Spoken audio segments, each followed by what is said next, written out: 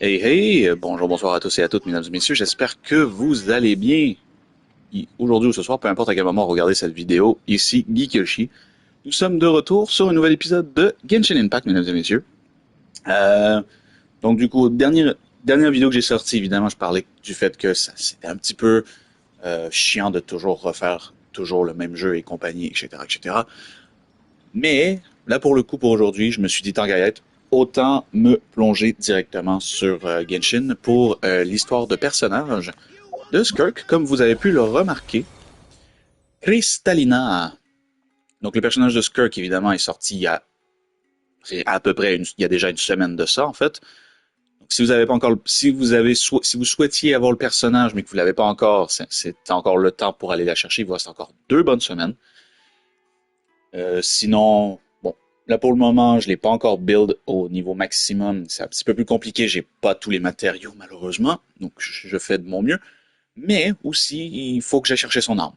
Genre pour le moment, je l'ai pas build vraiment build à proprement parler. Même si techniquement, au courant de la dernière version, j'aurais peut-être dû commencer à pré-farm pour le personnage. Sauf que je n'ai pas pré-farm parce que je n'étais pas sûr de l'avoir en fait. Vu que j'avais gagné mon dernier 50-50. Donc j'étais vraiment pas assuré d'avoir Skirk. Donc j'ai préféré ne pas oser pré-farmer pour juste au cas où que je perdais mon 50-50. Mais bon, des fois, quand il faut. Mais c'est sur un vœu, comment ils le disent déjà? Je ne me souviens plus du tout en fait. Ah voilà, c'est ça. Un Capturing Radiance, donc sur un vœu radiant que j'ai eu, radiant unique que j'ai eu Skirk. Bon bref, vaste et insondable, l'univers lointain porte les espoirs et les rêves d'innombrables âmes. Pourtant, lorsque les rêves se heurtent, le son de l'espoir brisé déchire les ténèbres. Cette nuit troublante dissimule la chute de civilisations trop nombreuses pour être dénombrées. La joie et la tristesse s'entrelacent infiniment, unis le passage incessant du temps, le passé, l'avenir et les vies fugaces du présent. Alors je tiens à dire que je n'ai absolument aucune idée de la référence à laquelle la majorité de ces textes font. Je tiens à dire, soit c'est juste pour vraiment faire beau, soit il y a une référence derrière tout ça par rapport au personnage et j'en ai absolument aucune idée en fait. Je sais pas si vous l'avez remarqué à chaque fois. Hein. Donc bref, mesdames et messieurs, on part sur l'histoire de Skirk, Kristallina. Donc j'espère que cet épisode vous plaira, mesdames et messieurs. On se retrouve à la fin de l'épisode pour mon compte rendu sur ma session d'aujourd'hui. Je vous dis à plus tard. Enjoy. Ciao.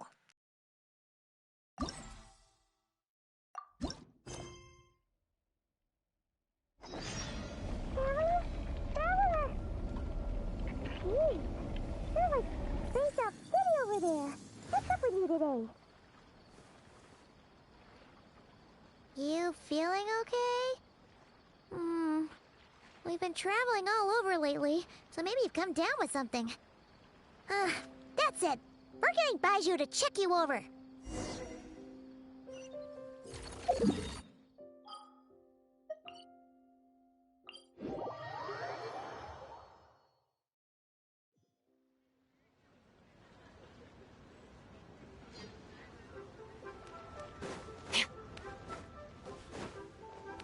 Feel this.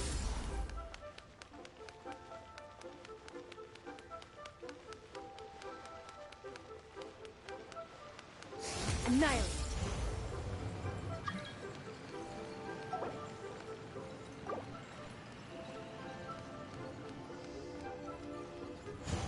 Oh.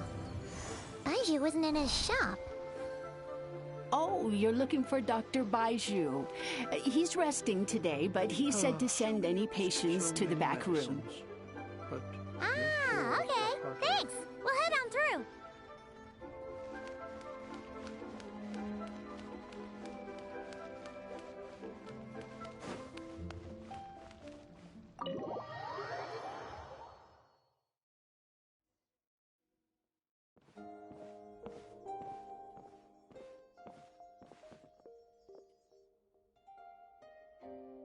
Traveler, Paimon, welcome. What can I do for you? It's the Traveler. He looks absolutely beat these days. He has these huge dark circles around his eyes, like he hasn't slept a wink. And he keeps spacing out.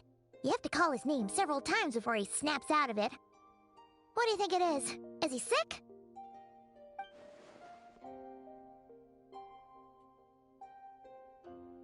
Very peculiar. In all the time we've been acquainted, this is the first time you've come to me with a health complaint. Come, let me take a look at you.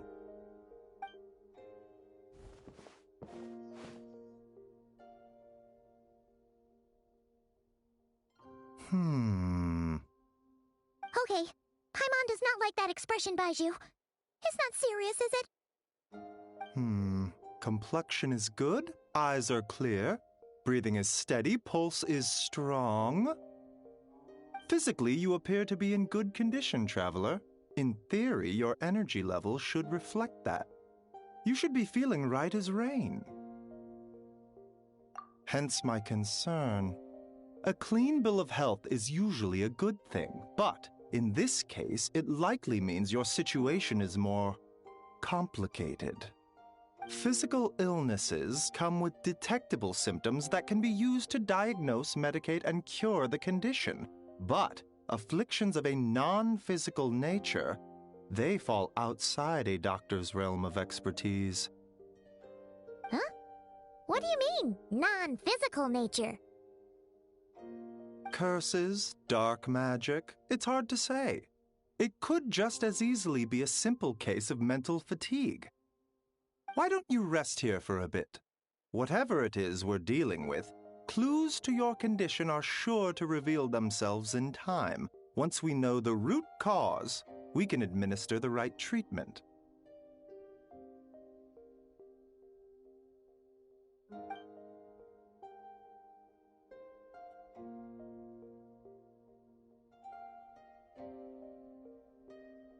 In the meantime, Changsheng and I will review the relevant literature for afflictions that present with mental fatigue.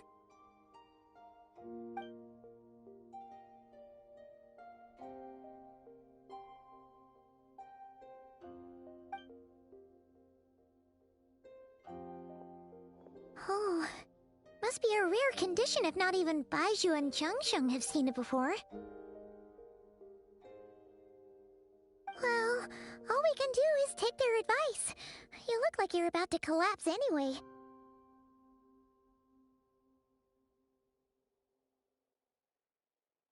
Just get some rest. Paimon will be right here by your side. Fingers crossed you'll be all better when you wake up.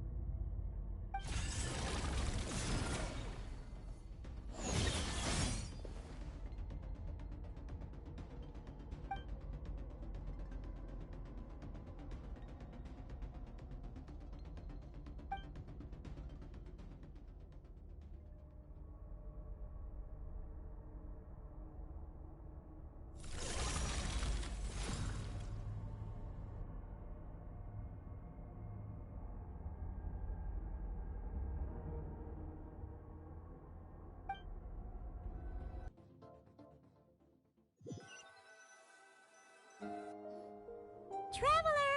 Traveler! Rise and shine! Time to wake up!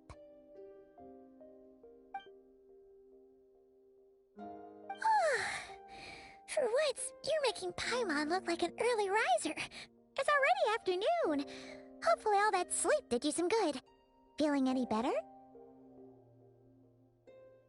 A cut? What? Did you scratch yourself in your sleep? All right, let Paimon take a look.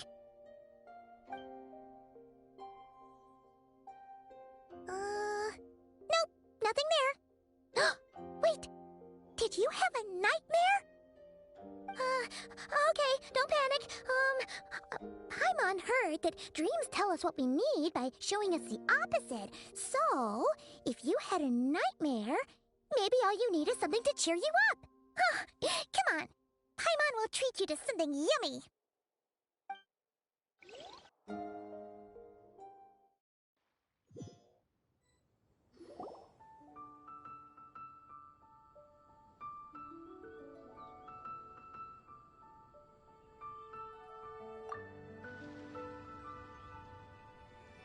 What? So, in this dream, you were trapped in a weird place with thick fog everywhere, and then a spike came out of nowhere and stabbed you in the back? Oh. Okay, well, that's a new one. Are you sure it was a dream? 'Cause from the way you describe it, it sounds like you were really there. But then again, you woke up right where you went to bed. And you were definitely in a deep sleep this morning. Then, it's decided. Paimon will stay up and watch over you tonight. If anyone tries to mess with you, Paimon will beat him up. Or, wake you up first and then we can beat him up together.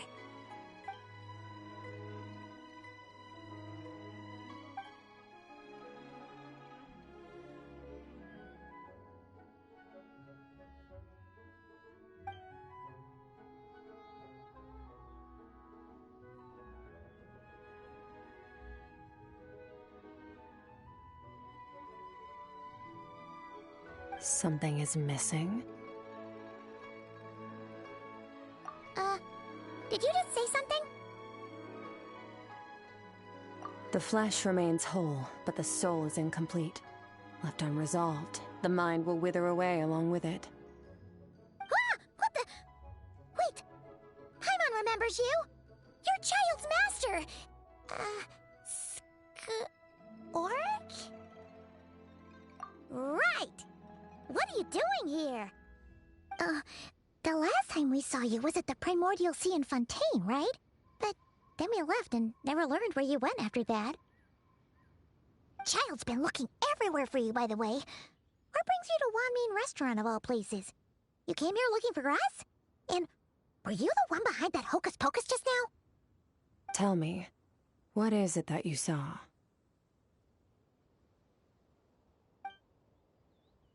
Tight-lipped, huh? I suppose that's fair.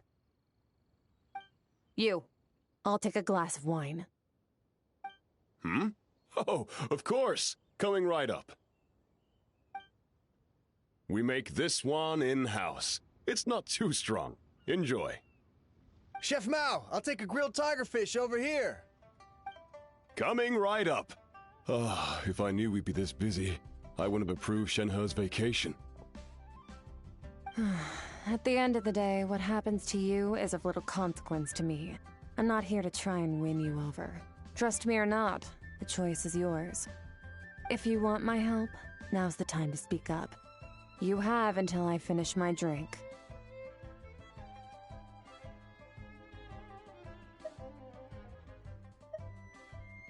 I was investigating an abyssal disturbance in the area and happened to notice you.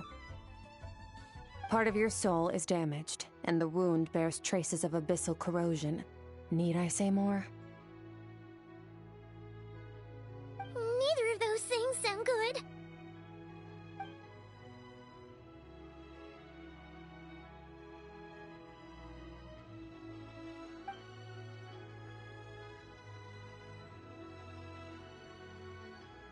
Well, should we trust her? She mentioned an abyssal disturbance. Maybe that has something to do with what's going on with you. But we could always find a different expert on the abyss to help us out. Yeah, and that thing she said about your soul being damaged is scaring, Paimon. Definitely something we should fix sooner rather than later. Skirk's an interesting one, that's for sure.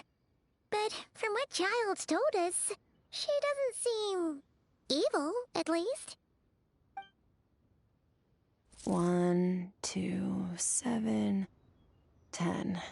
That'll do. Well, have you made up your mind?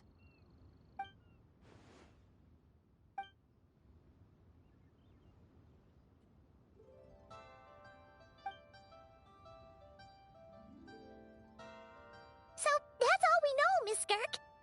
Ma'am, can you help us? So, you couldn't disperse the fog. I understand. Come find me in the Guili Plains when you're done here. Oh, and I left cash for the drink on the table. Settle the bill for me, will you? Oh, okay. Huh? She disappeared!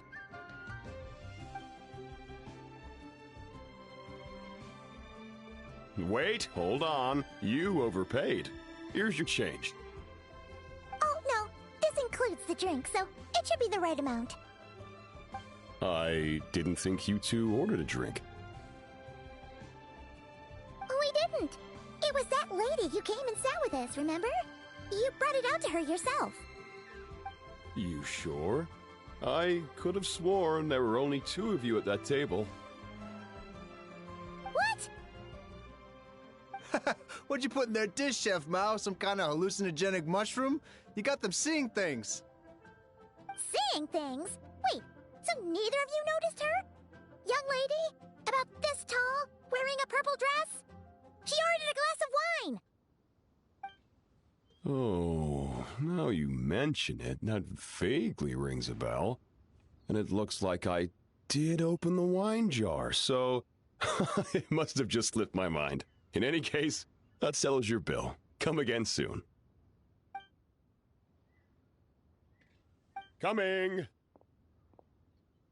Okay, what was going on there? It's like they didn't remember Skirk being there at all. Even Paimon was half convinced we hallucinated the whole thing. But that Mora she left for us was definitely real. Oh, this whole situation is giving Paimon the creeps. But anyway, she told us to head to the Guili Plains, right? Let's not keep her waiting.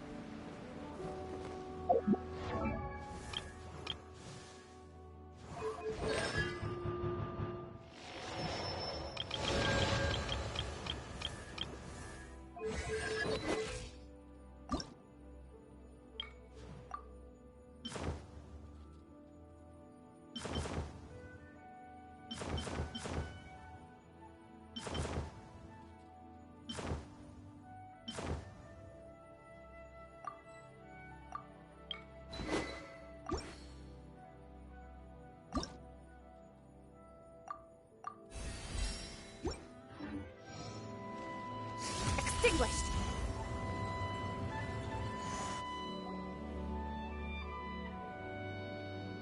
Whoa, what are all these rift hounds doing here? Huh, looks like they're collecting something. Huh. Let's go check it out. Let's stir things up. A dash of frosting. Juice on the loose. Surge.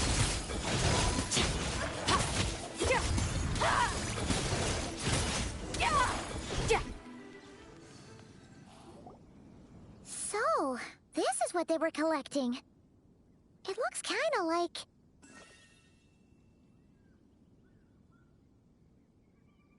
Yeah. What is going on here?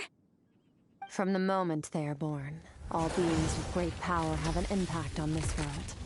Even if their body is sundered and their soul extinguished, their influence remains. Gods are the most common example of that. The remnants of gods who fell thousands of years ago remain buried deep within the earth, carrying within them a warped will and a dark curse. Together, these remnants form what you call god remains, and it appears that some of those sealed here were dug up and removed. There are traces left, but they're fading fast. What are you doing? Nothing! Just wanted to make sure you were, real? She's definitely not a ghost traveler. Paimon poked her, and she's solid.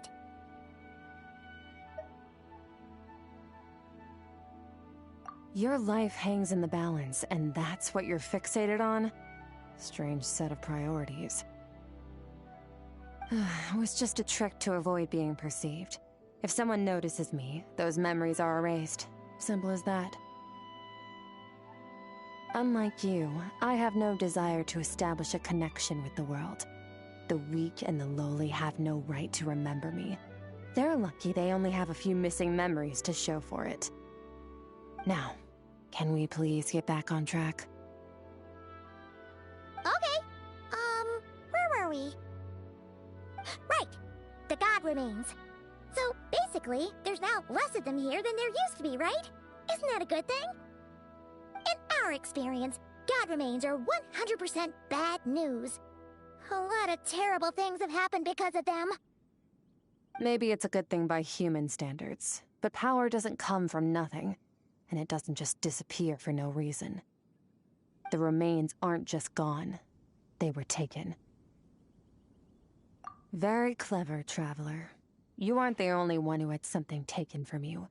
There are victims like you everywhere. The only difference being, you can speak, and the remains cannot, so it went unnoticed. Something similar happened in Sumeru. Within the span of one night, countless consecrated beasts were slaughtered, and a large amount of the god remains buried in the desert went missing.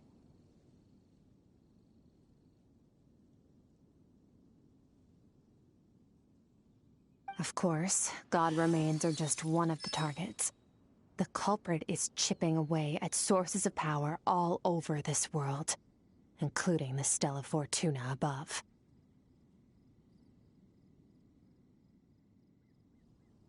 Wait, you mean...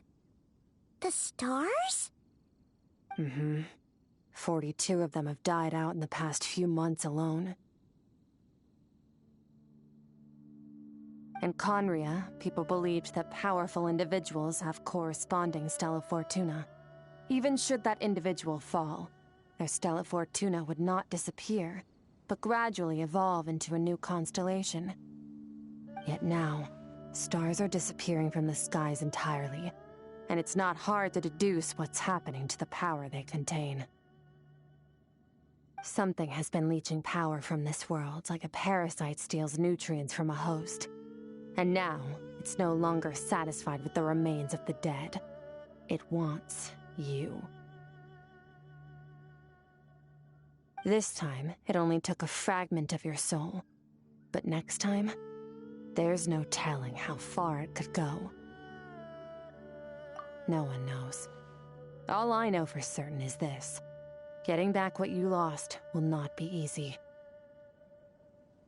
Considering how much power this entity has stolen, it must be a god-level being by now at least. But that's not the real concern. Souls are fragile things, and yours could easily be crushed if you go up against it. So you're gonna help us, right? We're going to help each other. You are my ticket to uncovering this thing's true identity. Well, great! You seem super strong, and you know a lot about the Abyss, so Paimon will take it. Don't get all mushy on me. All I'm doing is helping you get back to normal after a sudden crisis. And I should warn you, getting mixed up with me can have unforeseen consequences. We're on very different journeys. You don't want to be in my debt, trust me. You help me uncover the truth behind this entity, and I'll help you recover what you lost. This is a transaction, that's all. You would do well to remember that. Now, come along.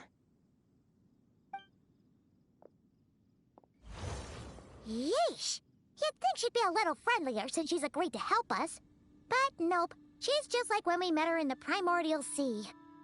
So cold. Well, whatever. If that's how it's gonna be, then she doesn't deserve our friendship.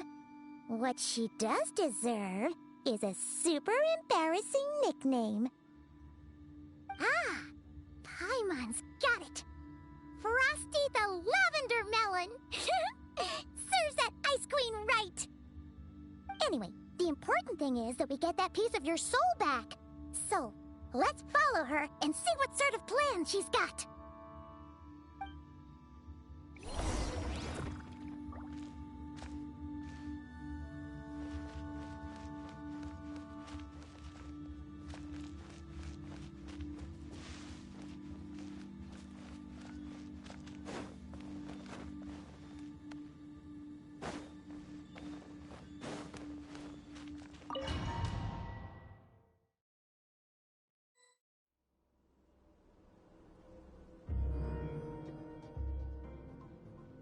Whoa!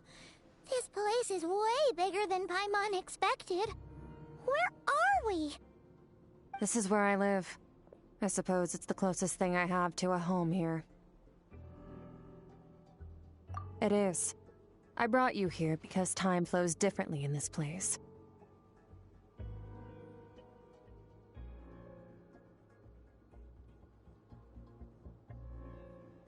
I don't know how much Ajax has told you, but when he fell into this space, I mentored him for 3 months. In that time, only 3 days passed in the outside world. Ajax? Oh, right! That's Child's real name! Yeah, Paimon remembers him mentioning something like that. So, a month here is equivalent to 1 day in the outside world? That should mean we're safe from that power-hungry soul snatcher for now, right?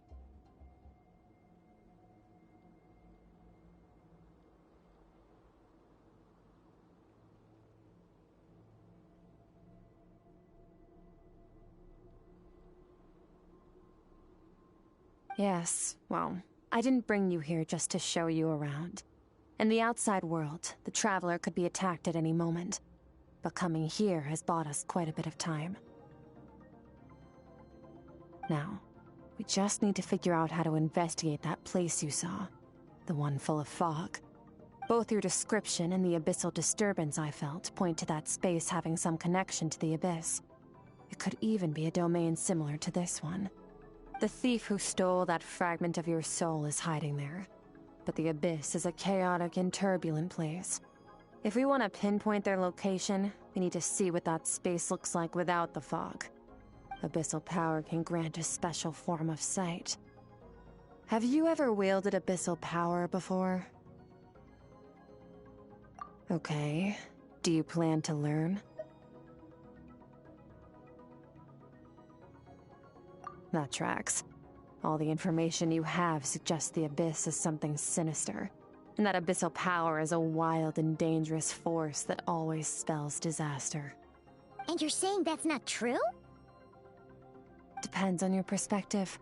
Floods and hurricanes take countless lives too. But if one day you gain the power to control them, what was once a calamity is now just another tool in your arsenal. I'll respect your opinion, though. Just means we have to turn to the second best option.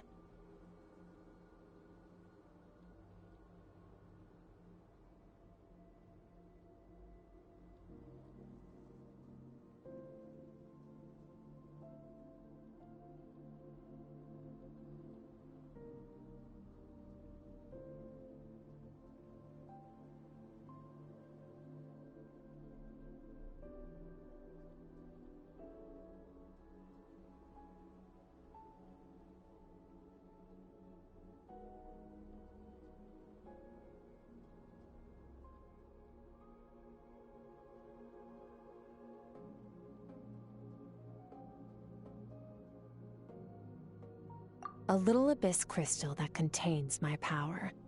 Wear it on your head, and we'll be able to perform dream mirroring when we fall asleep. Dream mirroring? It means experiencing whatever the other person is dreaming. Everything they see, think, and feel. Since you haven't studied the art of using abyssal power, and have no plans to jump in the deep end right now, I'll have to do the investigating for you. With dream mirroring, every time you slip into a deep sleep, I'll see with my own eyes whatever scene plays out in your mind. Then, I can guide you through the dream environment, and we'll take back what was stolen from you.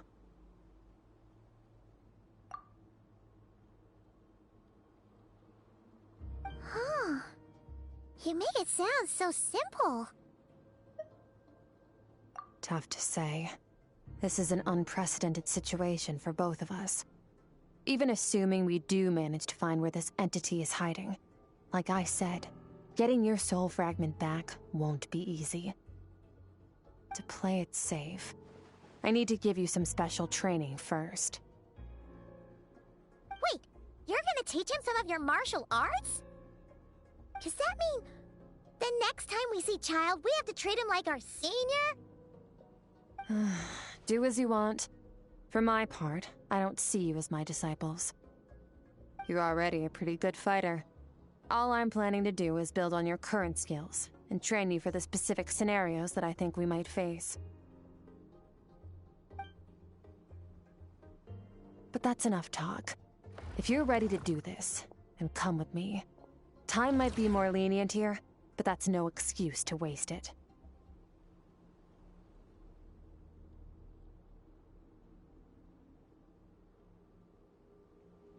Oh, she moves fast. Paimon can hardly keep up with her. So, special training, huh? Kind of a rare opportunity. With your skills, there's not a lot of people qualified to train you.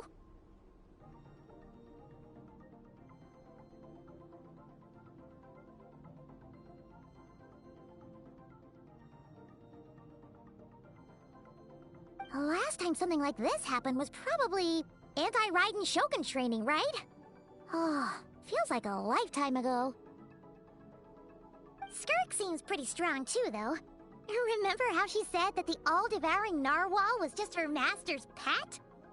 Maybe we really will learn something here.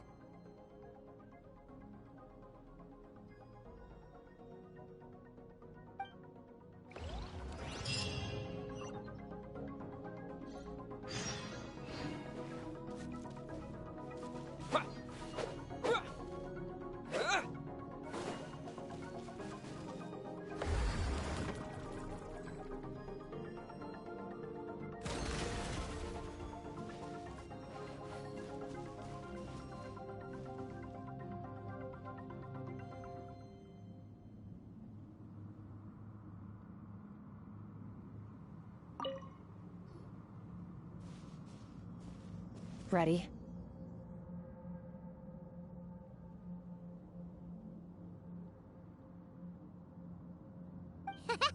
Bring it on! Your training will be split into 3 stages. Testing your blade work, elemental abilities, and reasoning skills.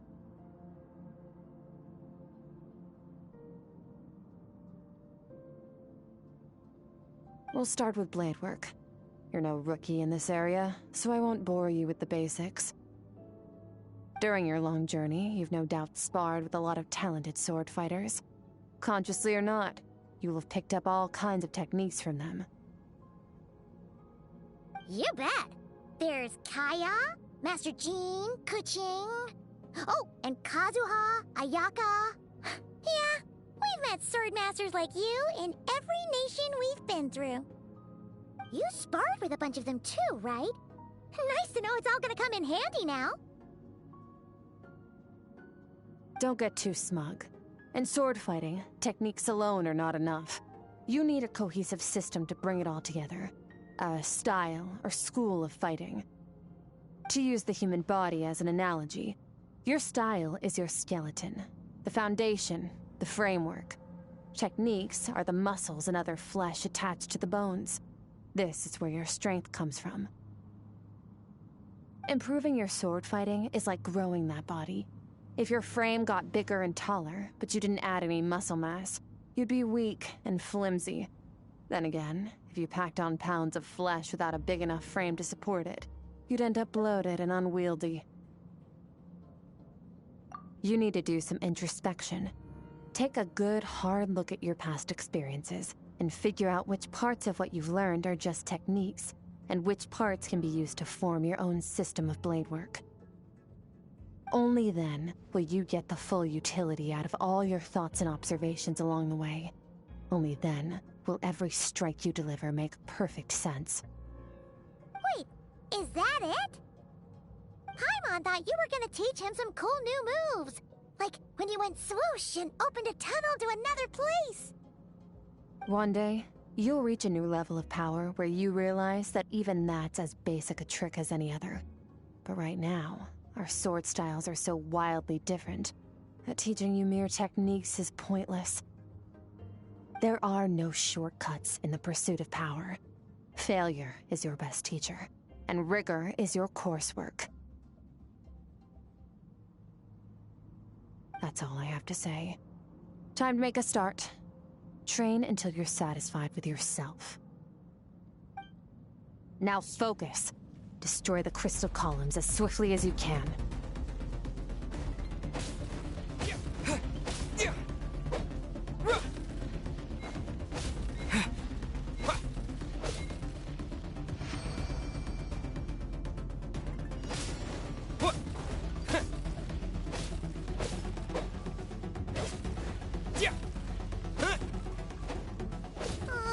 This is making Paimon's head spin.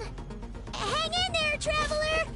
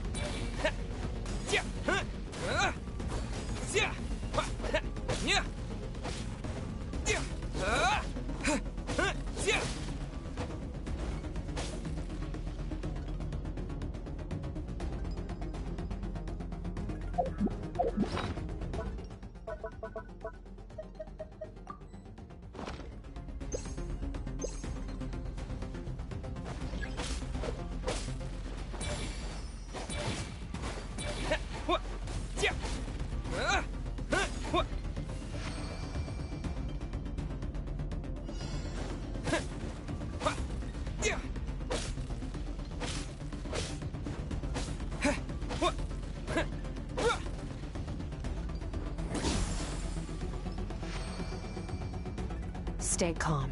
Use your head. You have to keep it together.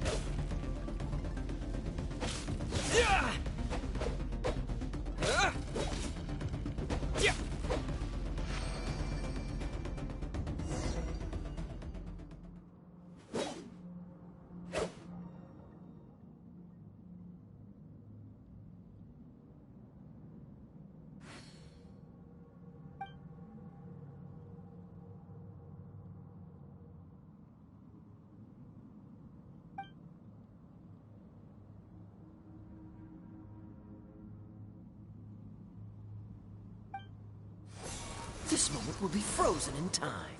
Cut to the chase.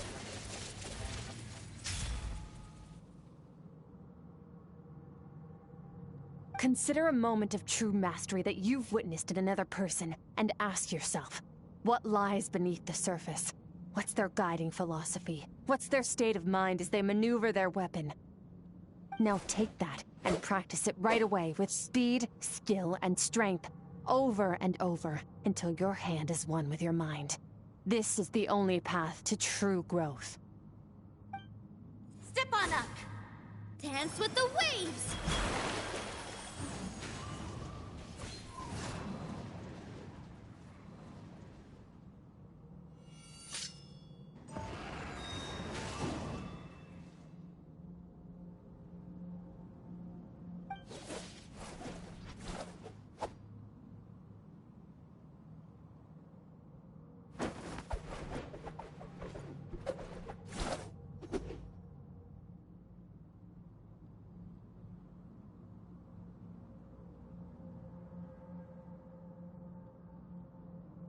If you start to tire, empty your mind, but do not stop. Stay in that frame of mind as you keep up the fight. Get rid of all redundant movements. Imagine your sword is an extension of your own body. Wield it just as you wield your arms, hands, and fingers. 'Twas on a deserted, moonlit night that the hero approached the vile dragon's limpid lair. Rain Cutter! Feathers fleeting wet, the white heron treads water, a sight without flaw. Master of Inazuma Kamisato art Tachijutsu.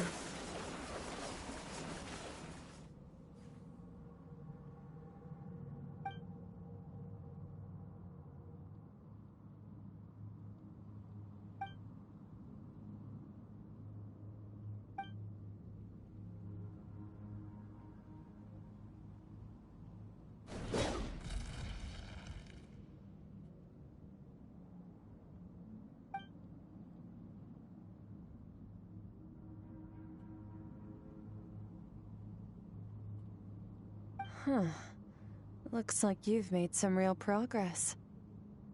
That concludes your training session. Awesome! Paimon knew you could do it! How do you feel? As you should be. Time flies when you're training hard.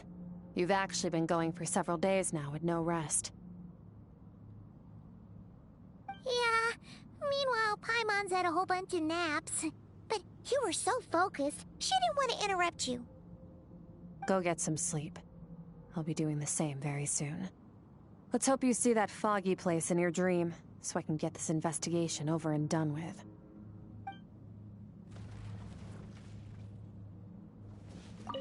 Sometimes, you have to practice a single movement 1 million, maybe 10 million times, before the breakthrough moment comes. Nothing in the outside world can help you in this process. The most important thing is to remain patient.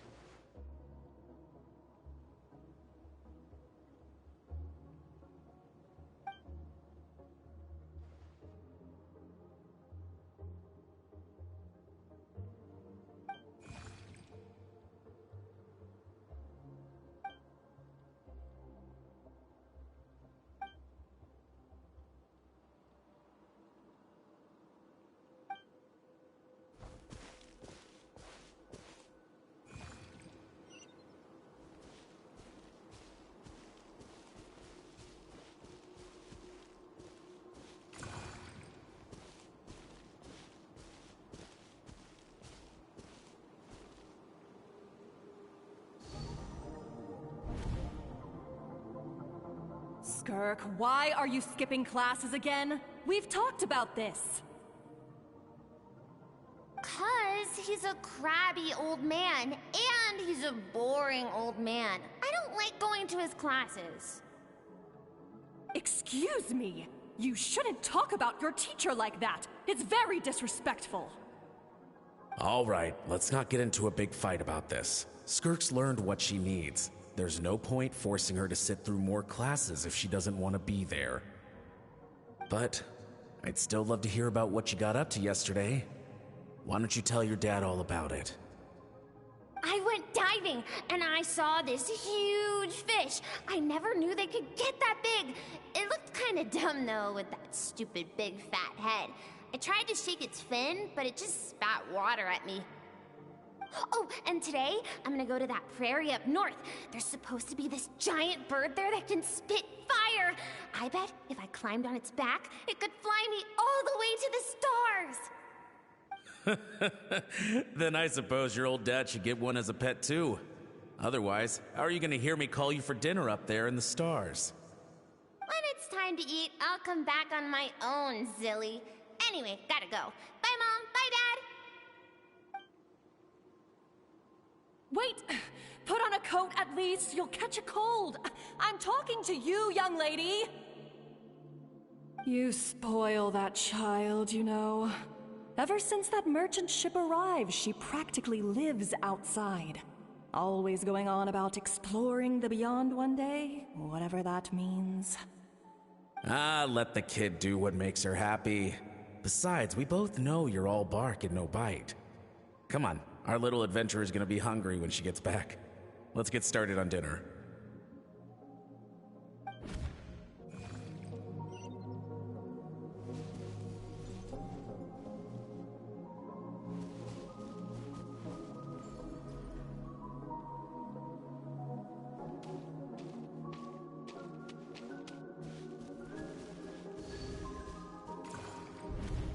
The stars shimmer high above. But what lies beyond the stars?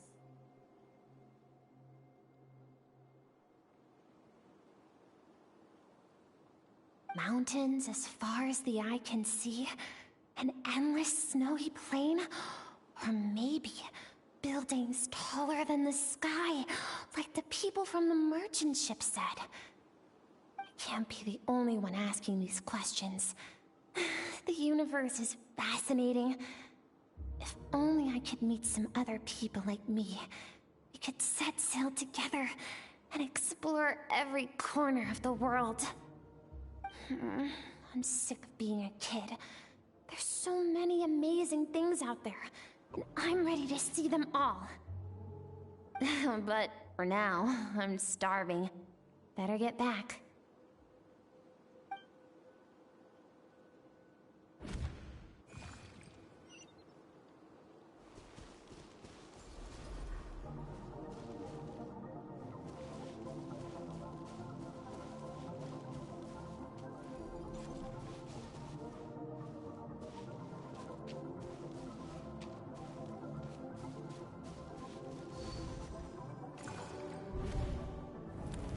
Don't let a single one of them get away!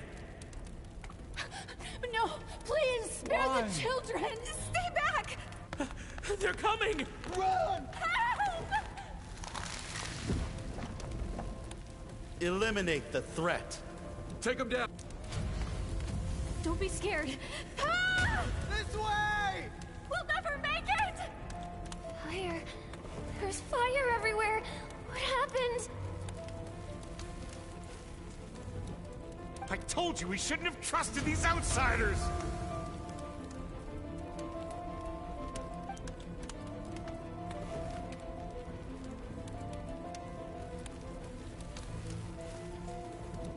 Why are you doing this?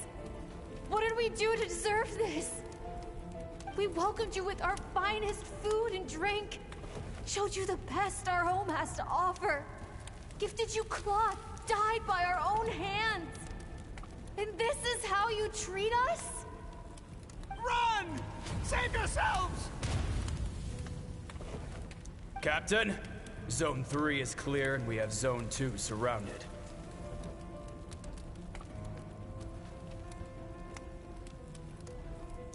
Begin extermination. Remember the orders from upper command. No one is to be left alive. Rest assured, sir. We have enough munitions to annihilate these savages and burn their entire civilization to the ground. Good. The only ones who put up a real fight are that man and his wife, correct? What's their status? We shot the man in the ankles and the wife broke her wrist attempting to fight back. They won't be doing much more fighting. They're holed up in their home for now, but they won't last long. To prevent them from making some kind of last stand, we're planning to clear out the other zones first so we can send a bigger squadron to surround them. Well, well. Turns out some of these beasts do know how to use their claws. Now the threat these savages pose will be undeniable. Let them cling to what's left of their lives for a little longer. Once the other zones are cleared, I'll cut off their heads myself.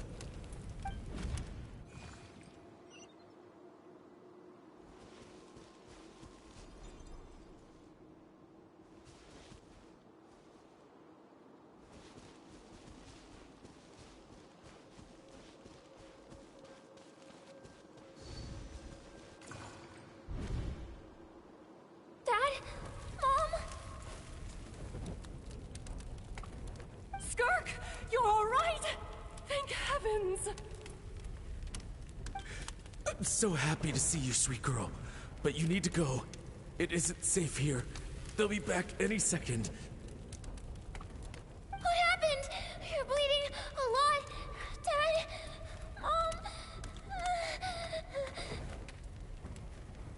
Mom? This is the place. Alert all units. Prepare to surround. Run, Skirk! Run as far away as you can! Don't trust anyone! Your dad and I, we're not afraid to stare death in the face, but we need you to survive. My clever girl, so curious. You're already so brave. I know you're going to grow up to be such a positive light in this world. Whenever you miss us, just play this song. Remember, life is a gift. Don't let darkness claim it. Break down the door! Look what we have here. A savage that can pluck a tune. Well, the show's over.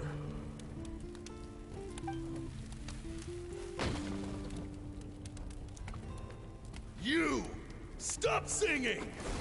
Shut it! I said shut it or I'll make you! Fine. Have it your way!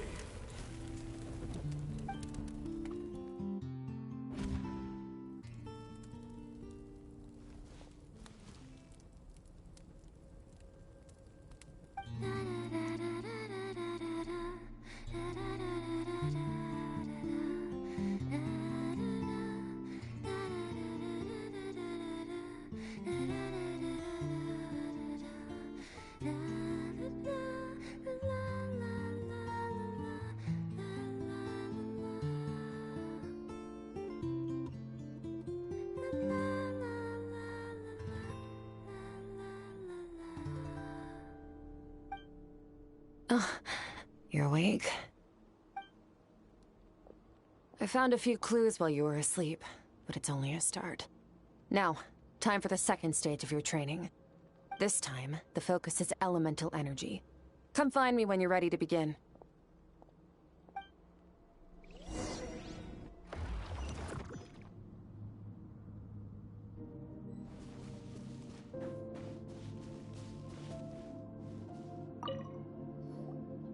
Man, staying in the abyss feels so surreal, don't you think? No day and no night. It's like time hardly exists. If we weren't careful to keep track, it feels like we'd have no idea how long we've even been here. Well, except for the fact that Paimon still gets hungry like clockwork. You go do your training. Paimon's gonna grab a bite.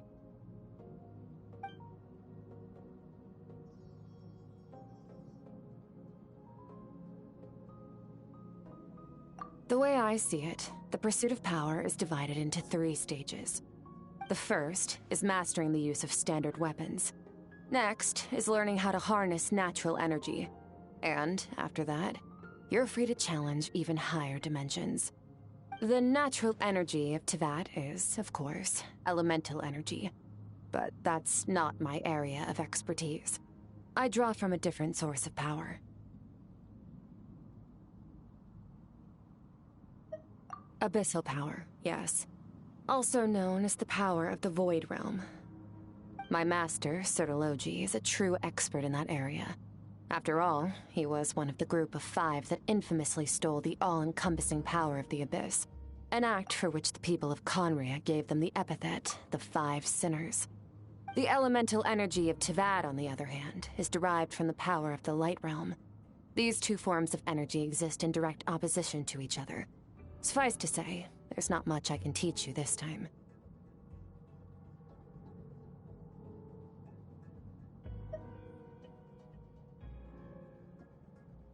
A keen observation, traveler. Call it respecting local norms. The Abyss stands in direct conflict with the will of this world. So, to make my life easier, I disguise my power to make it appear cryo-like in nature. It's a technique I learned from some Conrian ruins, known as the 7 Shifting Serpent. If you ever change your mind about delving into abyssal power, I can teach it to you.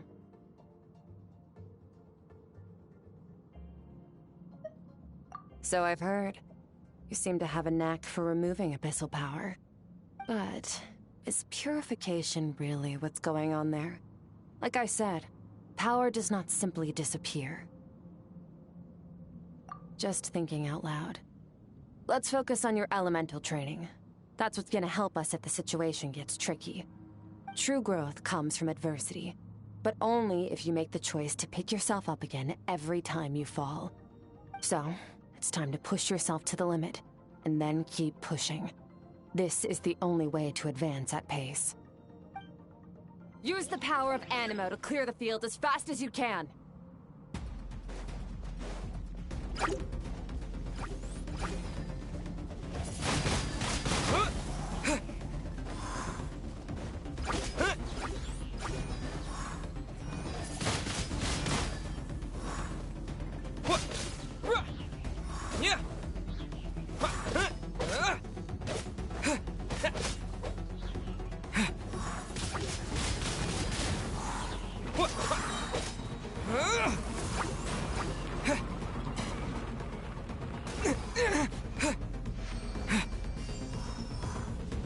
Observe your surroundings.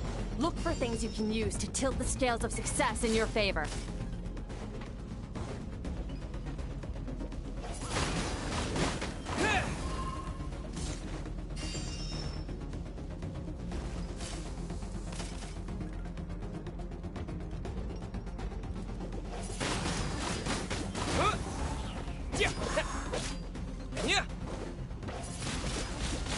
Wind blade!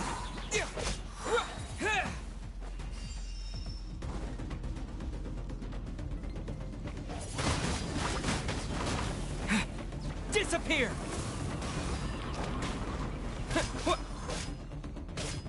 Wind blade!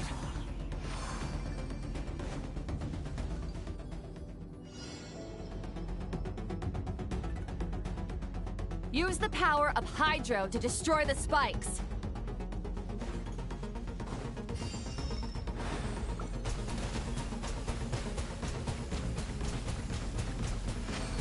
Water jet! Faster. Don't give them a chance to strike you. You need to be quicker than you were in your dream. You can't afford another injury like that.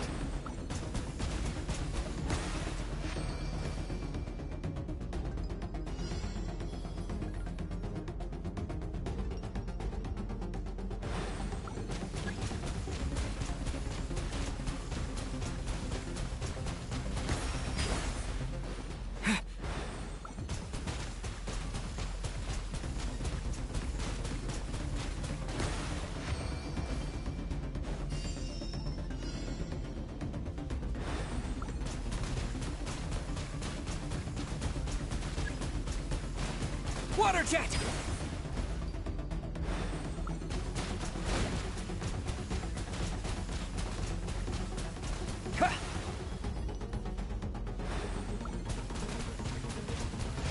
Water jet!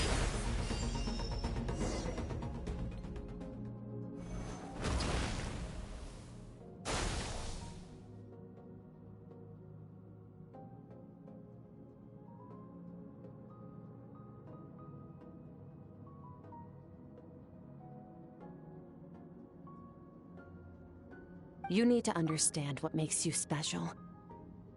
The ability to wield elemental energy without a vision and switch between the elements at will. It means your aspirations need no approval from the gods. Your power is not bound by the rules of this world. So be bold. Do not be afraid to chart your own path.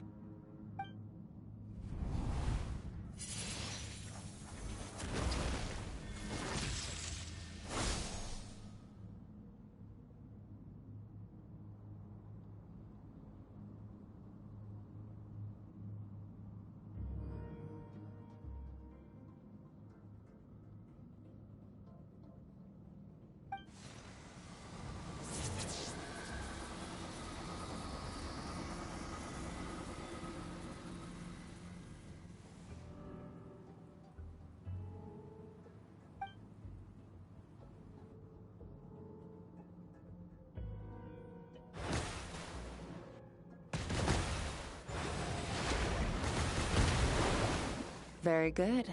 It seems you've reached a deeper level of connection with the elements. Long enough for you to lose yourself in your training, which is a good sign. Relentless practice with the elements has drained all your strength, but it's also what allowed you to make progress. Get some rest. When you wake up, we'll proceed to the final stage of your training.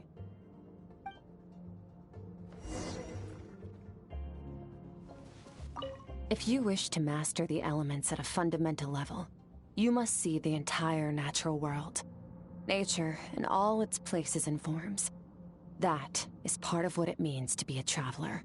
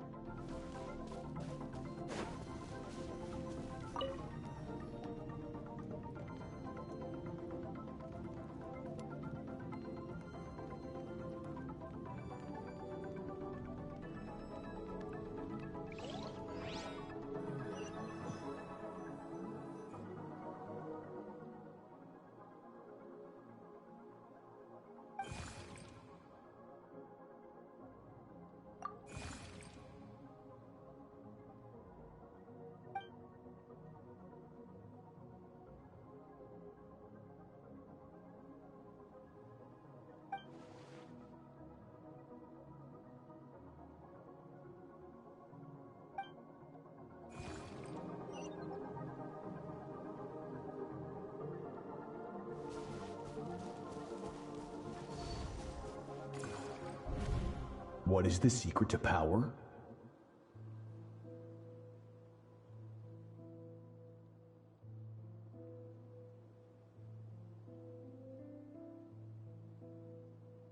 Longing, hatred, self-preservation.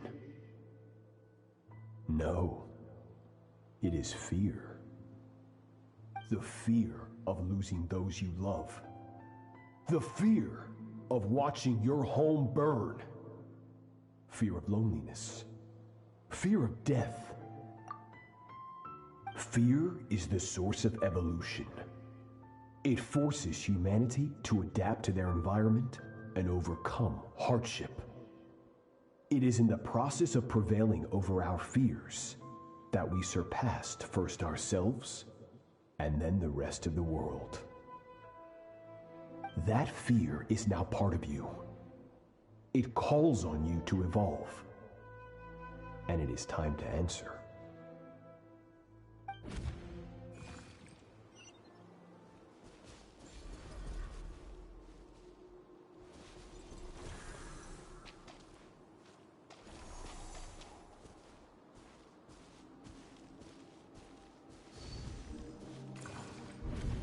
Any minute spent missing home is a minute wasted.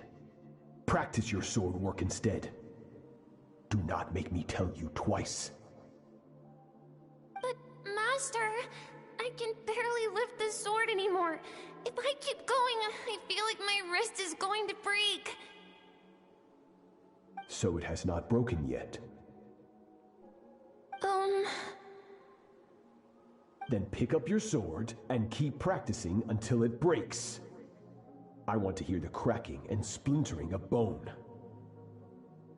After all, bones can always be reset.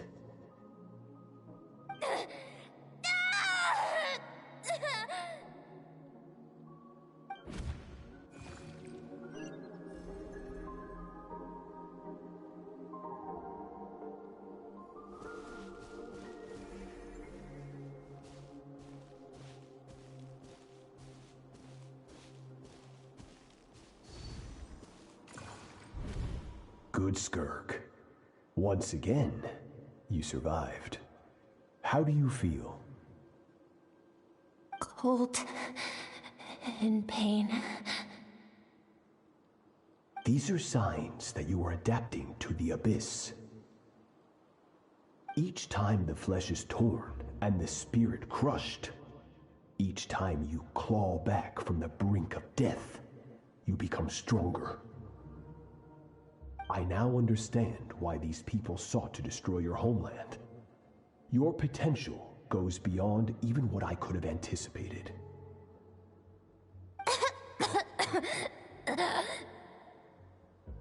But you still have much to learn in your pursuit of strength. Your mind is rife with distractions. From now on, I shall show no mercy in your training. You must learn to shut out all the pointless emotion, crush the self that makes you weak, and become master over your physical form. Get up, Skirk. Wipe the blood off your face. Cut away the rotten parts of your flesh, and mend what is broken. Then take up your sword.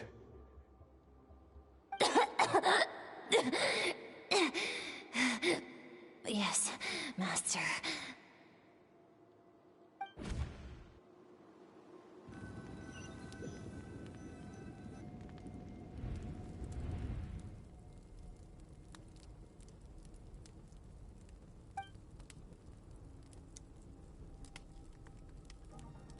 You're up! Hopefully you got some good rest. Skirk said to tell you that she's ready to start the final stage of your training whenever you are. So, want to head over now? Or did you want to wait a little?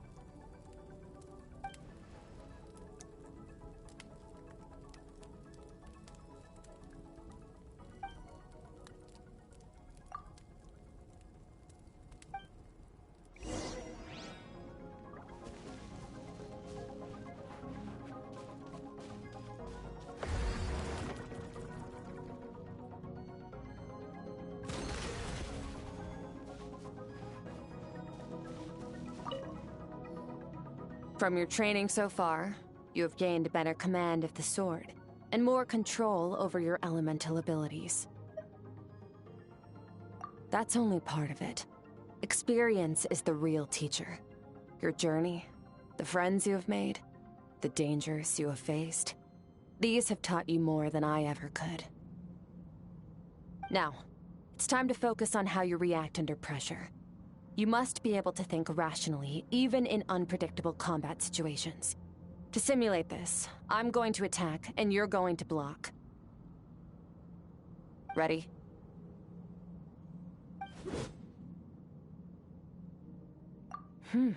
Not bad.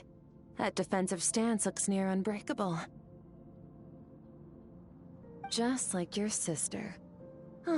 That reminds me. You still don't know what happened to her, do you?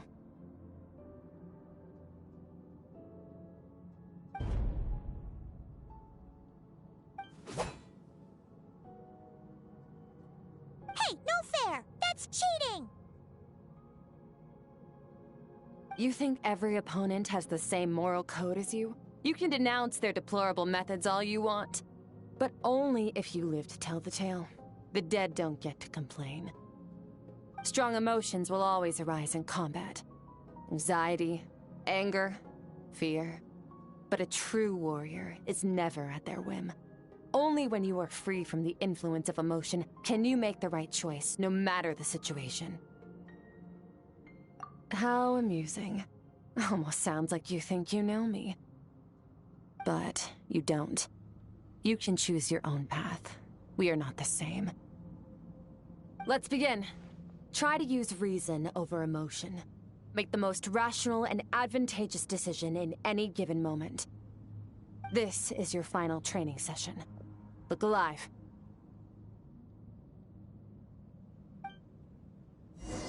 Same drill as before, but this time I'm going to interfere. Hold your focus.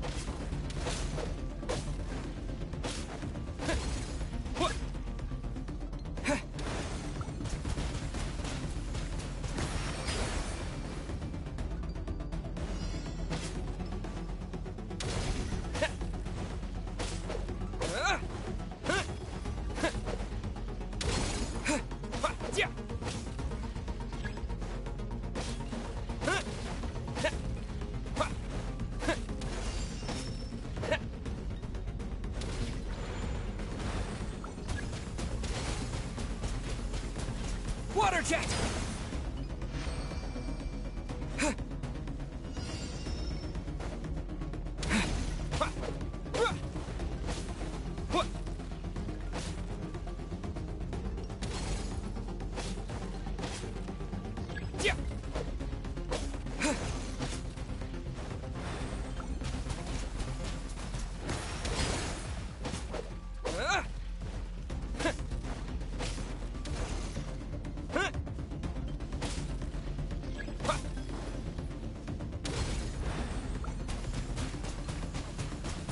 Water jet!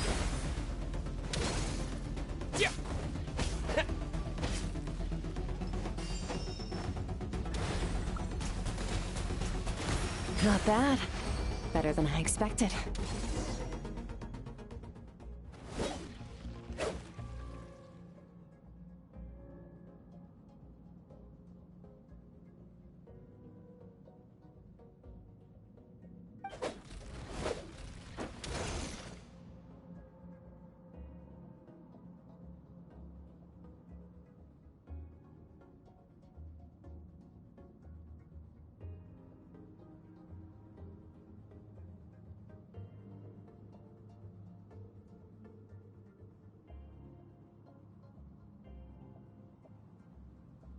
You're getting the hang of it. The first step to controlling your emotions is controlling your mind. You want a unified train of thought. It all comes down to focus.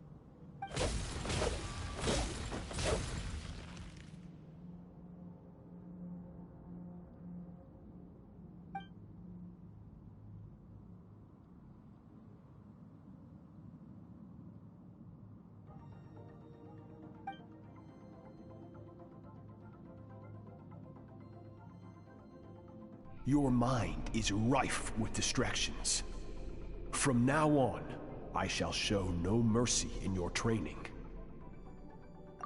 You must learn to shut out all the pointless emotion, crush the self that makes you weak, and become master over your physical form.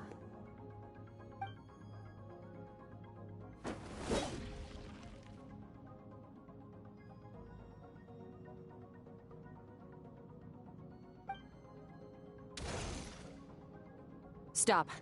Let's pause here. One look, and I can tell your mind has wandered. That's to be expected. There's a limit to how long a human being can concentrate on one thing. Staying calm and focused sounds simple in theory, but in practice, it's more demanding than sword work or elemental abilities.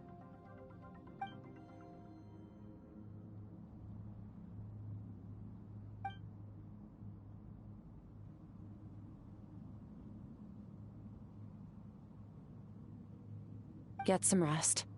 No point training further if you're already dead on your feet. Like I said at the beginning, the only goal of this training is for you to reach a point that you're satisfied with. You managed to push past your limits, which is a good start. You can be proud of that and sleep well knowing that you've earned it.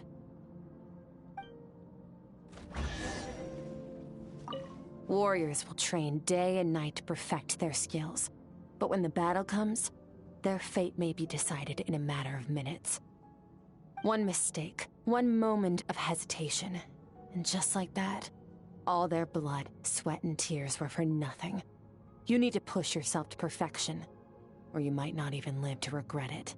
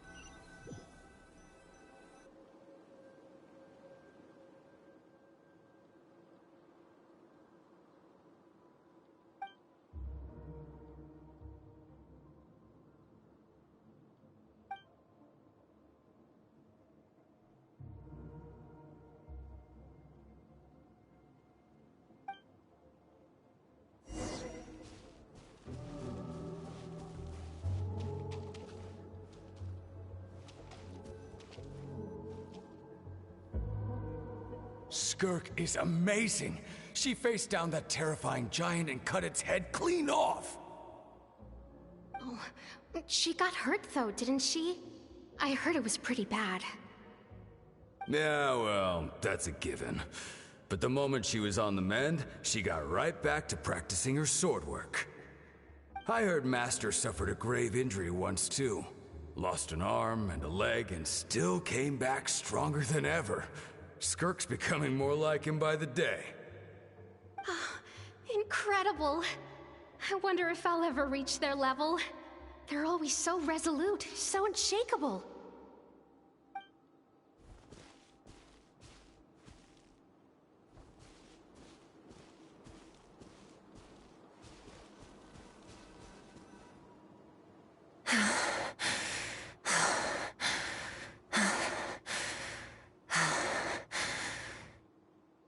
Pathetic. You're not even trying. You're so much weaker than you think.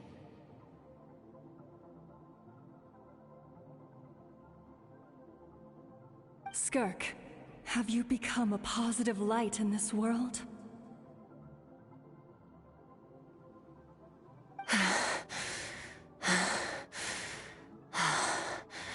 Do you even remember how many of us perished in that fire? How many bodies were left to rot on the scorched earth? Yet you alone live on. Keep your gaze fixed on your blade. You don't deserve to rest. I have so many questions. I just want to jump in a spaceship, explore the whole universe, and get answers from the stars. I just need to wait till I'm grown up. Then, I can do anything. Now, you must bid farewell to who you were in the past, and become someone stronger. Run, Skirk, run! Only death awaits us here. Keep running, and don't ever look back.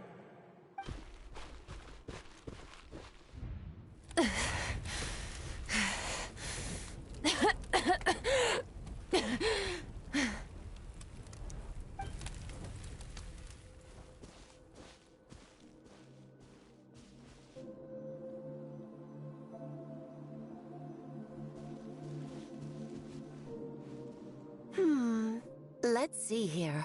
First things first, you need a new identity.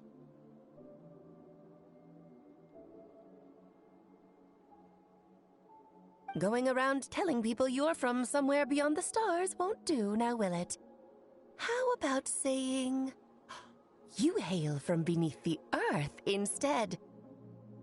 As the Conrian saying goes, Venturing out into the universe and down into the abyss are the same in that both are braving the dark unknown. Well, I'm a visitor on this planet, so I'll follow the rules. Ah, splendid. That saves me quite a bit of trouble. Let me offer you a piece of advice in return, although it might not be what you want to hear. I know the pursuit of strength is important to you, but taking a moment for yourself every once in a while is never a bad idea. Ignore her existence for too long, and there will come a day when you can no longer hear her voice.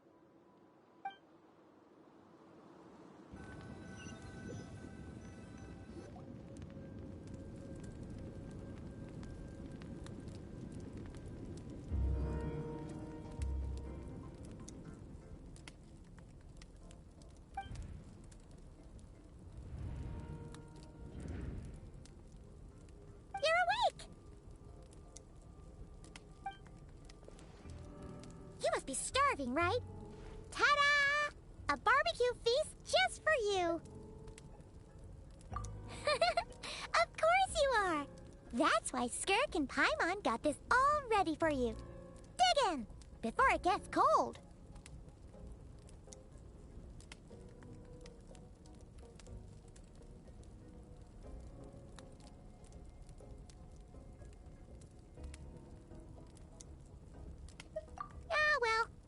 Around someone long enough, it's bound to happen. Plus, Skirk can cook. So, Paimon decided she can forget the whole Ice Queen thing. Paimon's not one to hold a grudge. Here's an idea. Let's save the chit-chat until after the meal.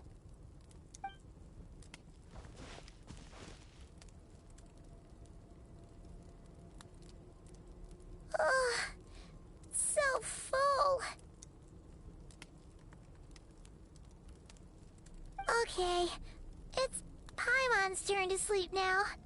Wake her up when it's time to go.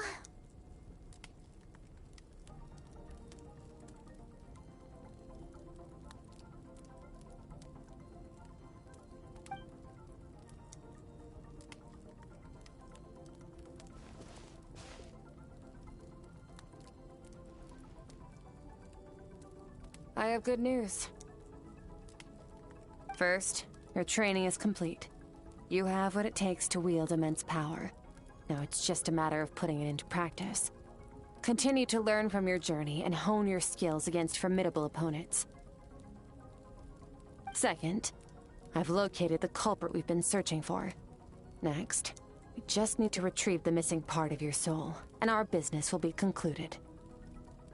When Ajax trained with me, he once told me he was bursting with questions. So I allowed him to ask me 3 of them before he left. You and I may never meet again, Traveler. So if there's anything you want to ask me, now's your opportunity. Just like Ajax, I'll answer 3 of your questions.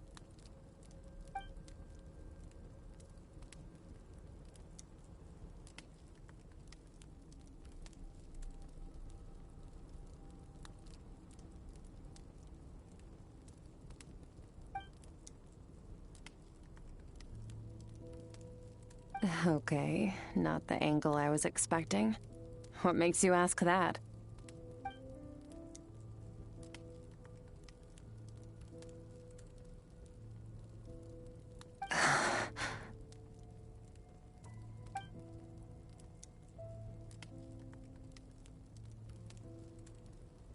I knew that was a possible side effect. Closed off my mind to you for that exact reason. Even with the dream mirroring, you should have seen nothing but endless darkness.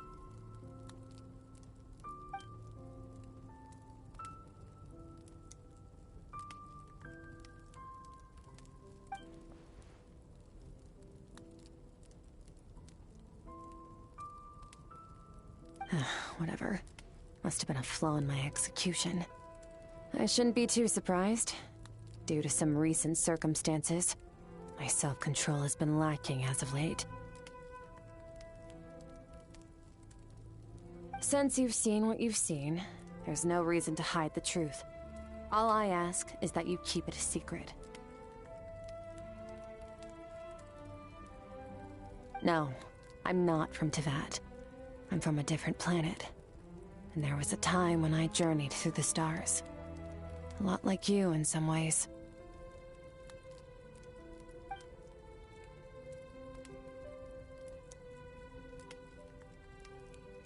No, we're different in that respect. You're influencing the fate of this world. But me, I'm just passing through. Several hundred years ago, my master, Sertologi, opened the border between worlds and sent me here. But this is not my home. And one day, I'll return to the vast unknown of space. So, there you have it. On to your second question.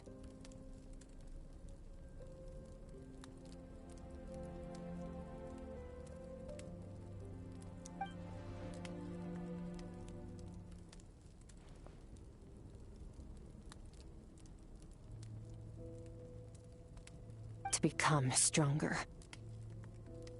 For certain reasons, I need to bridge the power gap between me and my master as quickly as possible. But first, I need to understand the source of his strength. To do that, I need to follow in his footsteps, walk the path he once walked, and somewhere along the way, I'll find out how to defeat him. That is my sole focus and purpose.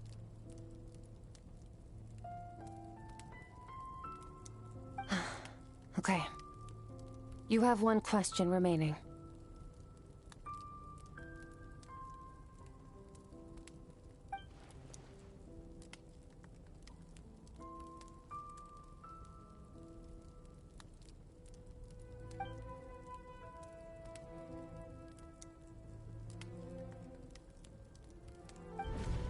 You make it sound so easy.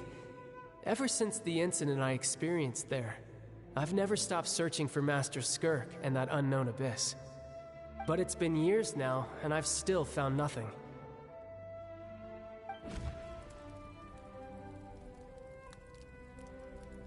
Well, your last question?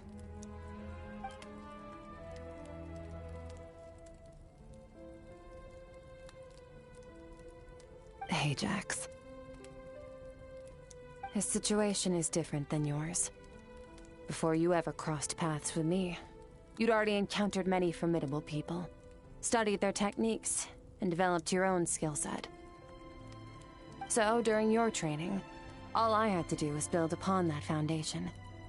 But Ajax was so young when he came to me. A complete blank canvas. Children can't help but imitate their role models. In the long run, that would only hinder his growth.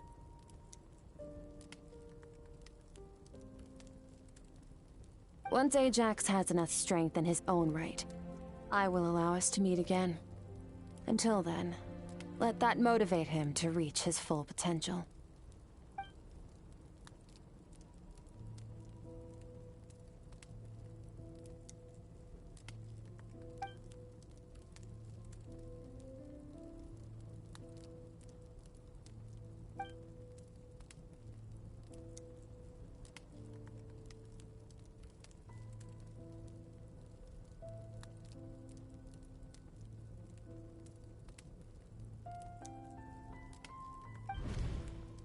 Unlike you, I have no desire to establish a connection with the world.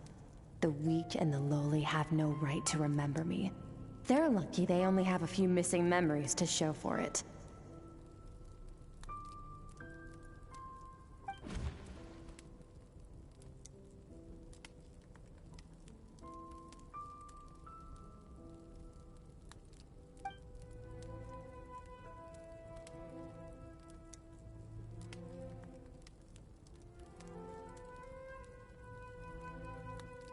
Wake up your companion. It's time to go. Oh, and everything I just told you. Best keep it a secret from her as well.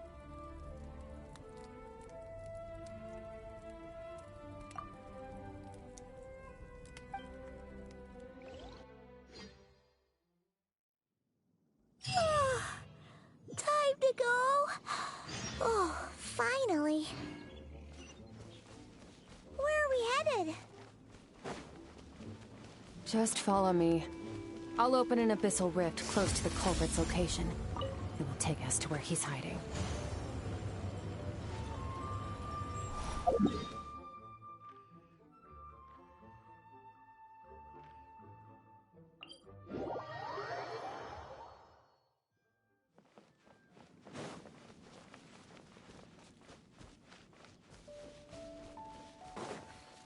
Extinguished!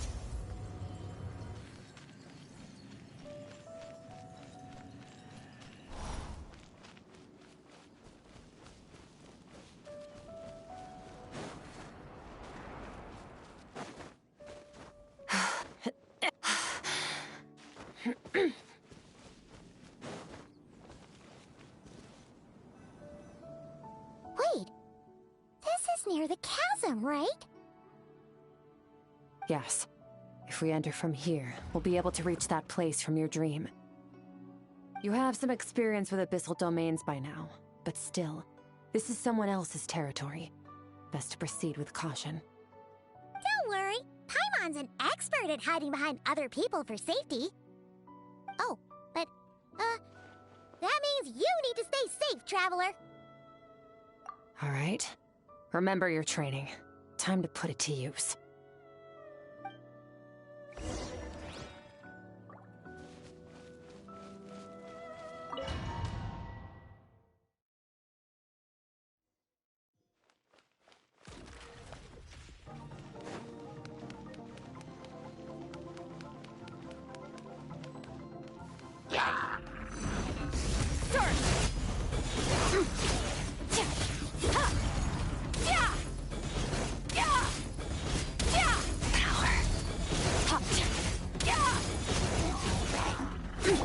Go! Wipe out!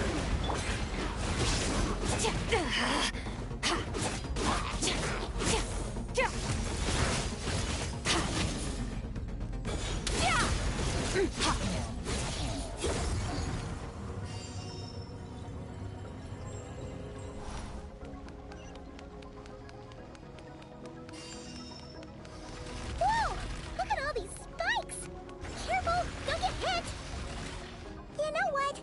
Paimon's just gonna float behind you. Come on, you got this.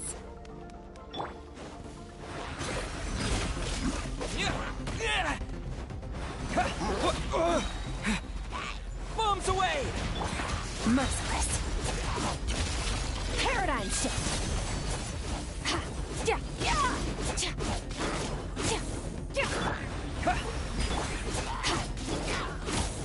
Hey, what are you two doing here?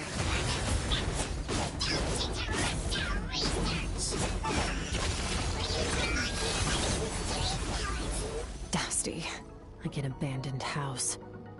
Let's press on.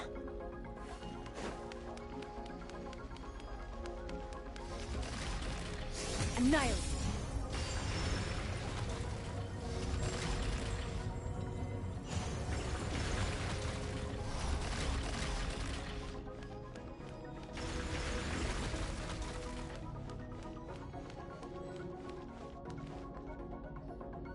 Oh, looks like this is a dead end. Did we make it to his hiding place?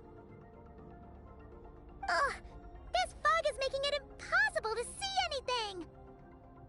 This should be the place where you were attacked, Traveler. The missing part of your soul should be nearby. Can you sense where it is?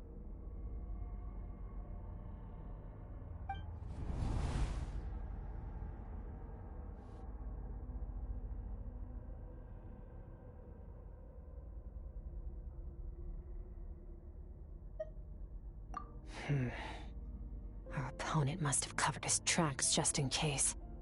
Otherwise, you should have sensed it much more strongly. Hold on! Look! The spikes are back! Stay calm. Let's hold back a little. Give our enemy some wiggle room so we can see what we're dealing with. If you're too reckless, we might be playing right into his hands. Our enemy took part of your soul for a reason. It's likely he integrated it into his attack somehow. If we're smart about this, we can track it down.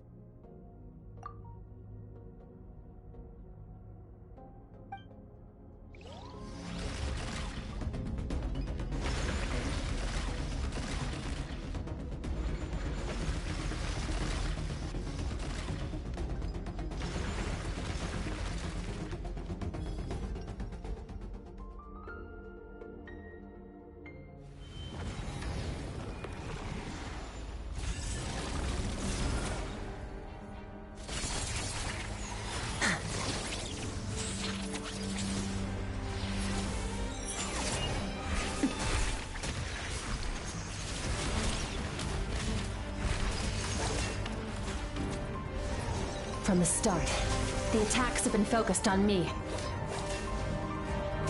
Trying to break through my defenses? I see.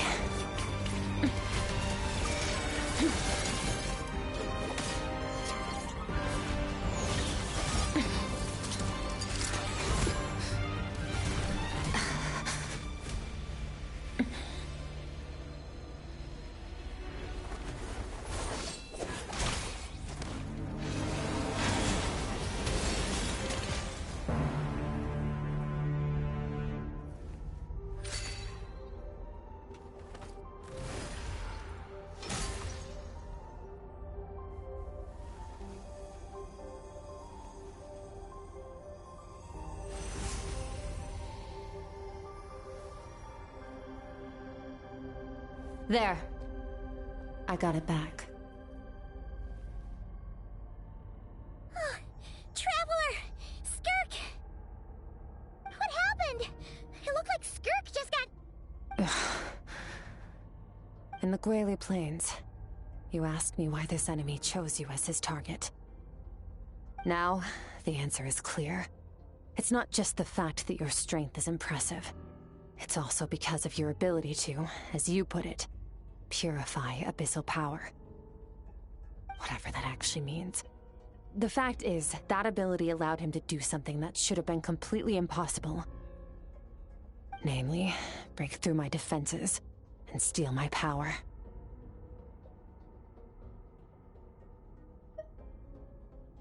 No, he couldn't have known I'd come to his domain. He only stole your soul fragment because he knew the value of its power. I doubt he expected it to come in handy so soon. Call it fate, if you want. I believe that's the term they use in this world for arbitrary coincidences like this. In any case, it works to our advantage. Once I realized what he was using that power for, it gave me the chance to get back what you lost. I'll cope. Well, done gorging? Good. Time to answer some questions. How did you get the power of the all-devouring narwhal?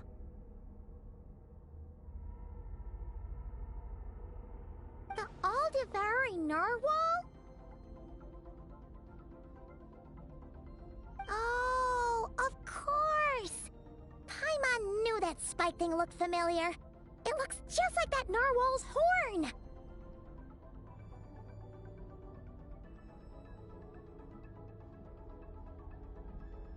I highly doubt you acquired that power through your own strength.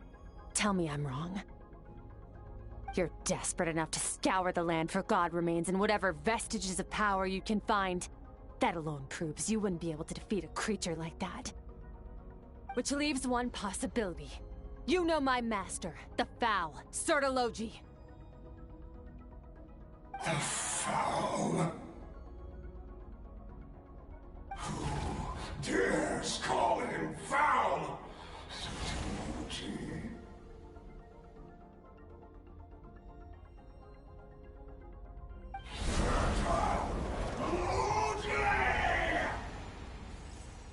What's wrong? Bit off more power than you can chew? You're struggling to hold a basic conversation. Just a little longer. I'm still...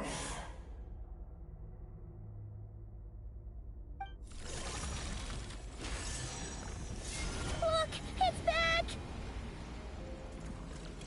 Those obsessed with power will let it devour them before abandoning their pursuit.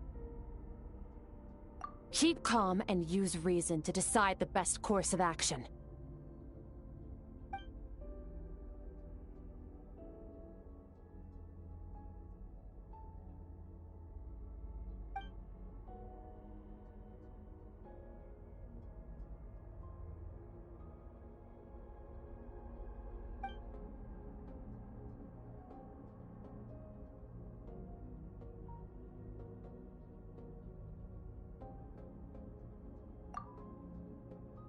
Wise decision. Final victory doesn't always come after a single battle. You've got your soul fragment back, so we both got what we came for. Let the enemy draw breath while he can. It won't be for long. Get us out of here, Traveler. You'll need to lead the way this time.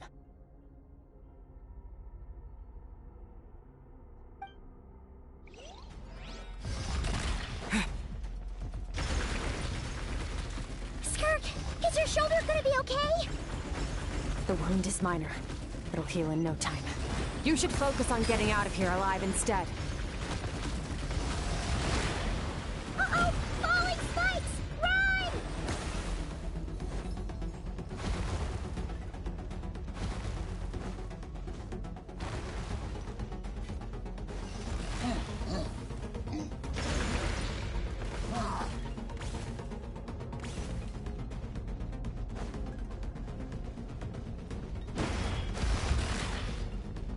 Watch out!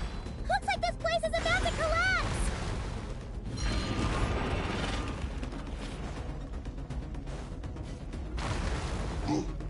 So, this guy's power has something to do with the all-devouring narwhal.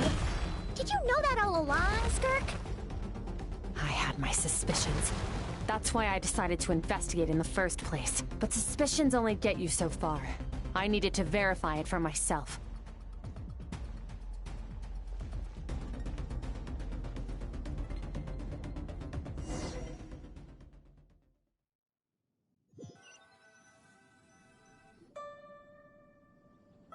Phew. Oh, I should be safe here, right? I no longer sense his presence. Can't have followed us out of that abyssal domain. Weaklings like him will find that my power is not so easily controlled. He won't be leaving that place until he's managed to digest it. You seem surprised. I suppose that's fair. You've seen but a fraction of what that whale is capable of. That gaping maw could swallow a planet whole. It's called the all-devouring narwhal for a reason. Devouring is what it does best. It can extract power from anything, dead or alive, as long as it manages to make physical contact. Yeah. When we had our run-in with that thing, Neverlet mentioned that it has an instinct to devour.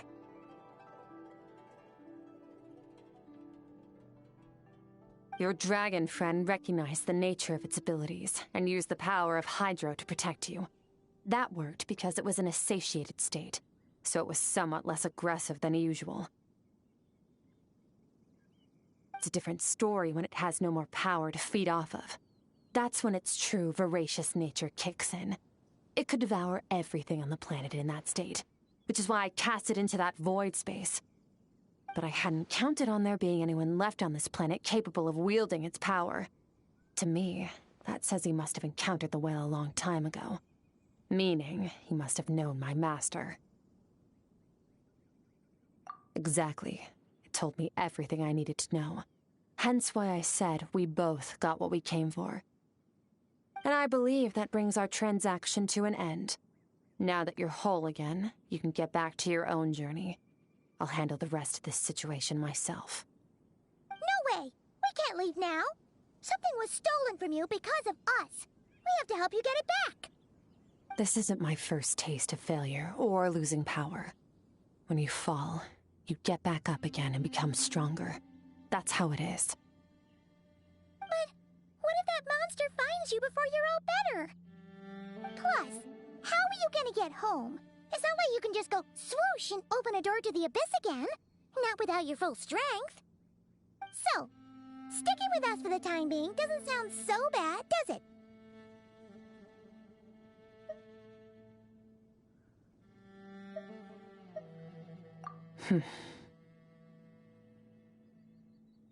Fair enough. Then take this. What is it? A bag of Mora. Nothing in this world is free. I know that much. I'll leave the planning to you. Hurry up and decide where to go. We shouldn't linger. We should take Skirk somewhere she can rest. But where? He'll know something about Master. I'm sure of it. Next time, I need to be ready. Fine. It was just a scratch. It'll take time to recover my strength, of course. but adapting to situations like this is nothing new for me. Oh, this. It's a star crystal suit. Abyssal energy is scarce in Teyvat. Wearing this helps me access it more freely. It stores concentrated abyssal energy that I can draw from on the go. When the energy runs out, it reverts back to its original form. Found somewhere to rest. Well, lead the way then.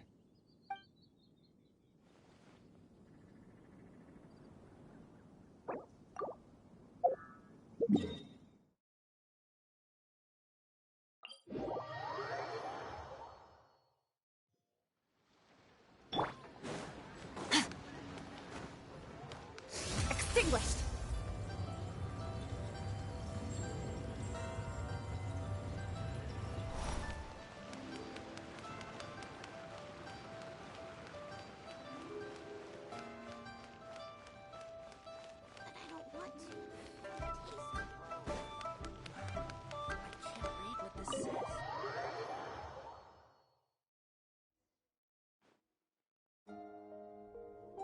Huh.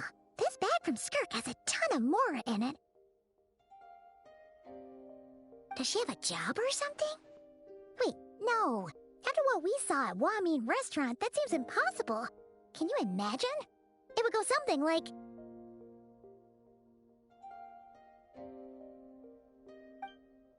I'll be collecting my paycheck now, boss.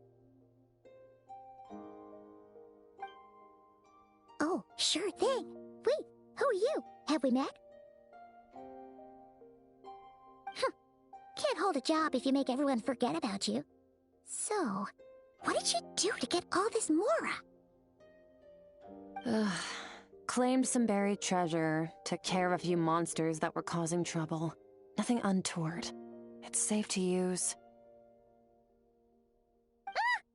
You heard all that? A sonorous voice like yours is hard to miss. I wouldn't be surprised if the sound of it traveled to the nearest mountaintop.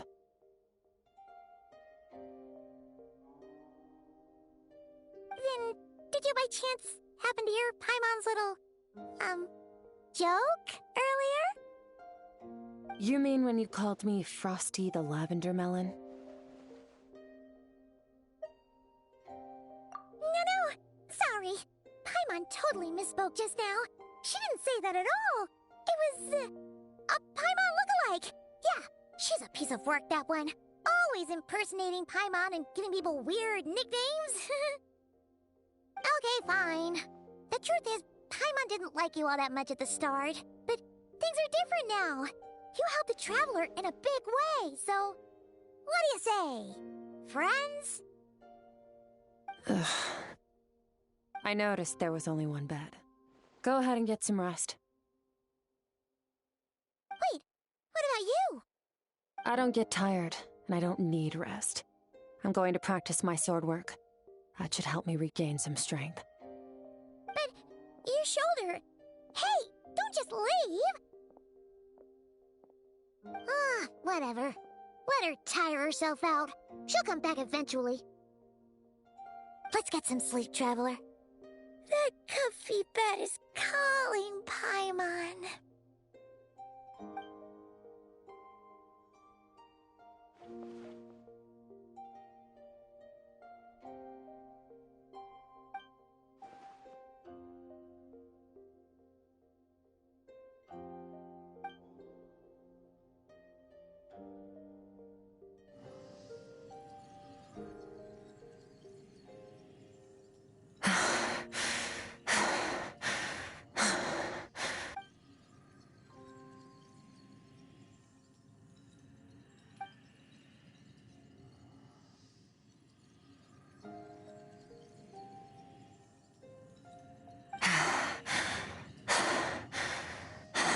Quiet.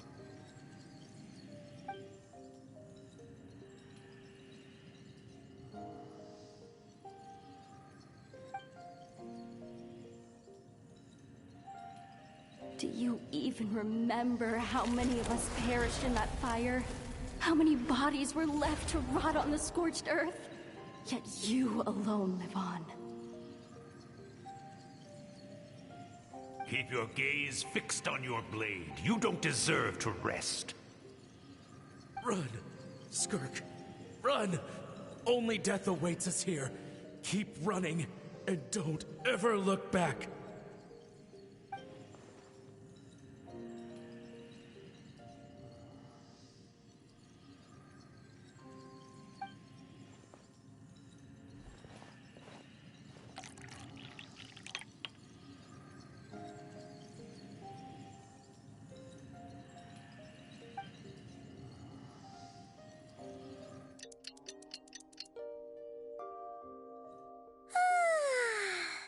Getting an early night's sleep is the best. That bed was so comfy. Wait, Skirk? Have you been sitting out here the whole night? The bed's all yours if you want it.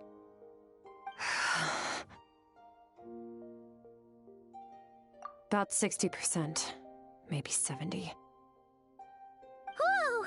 Paimon thought it would take at least a couple of days. That was fast. No, not fast enough.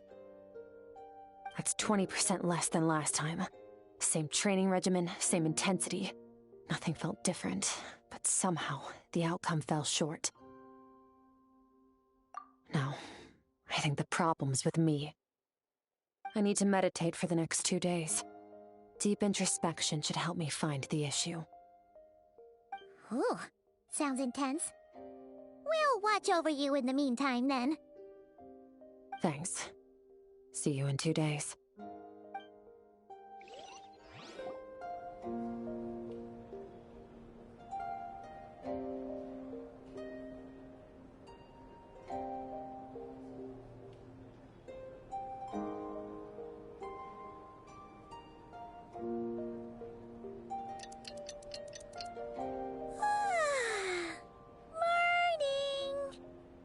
Skirk is still meditating, huh? It's been 2 days already. Shouldn't she be awake by now? Paimon can't think of anything we can do to help. Oh, wait! Breakfast! That's it! Paimon will go get breakfast! Skirk is gonna be starving when she wakes up. Be right back.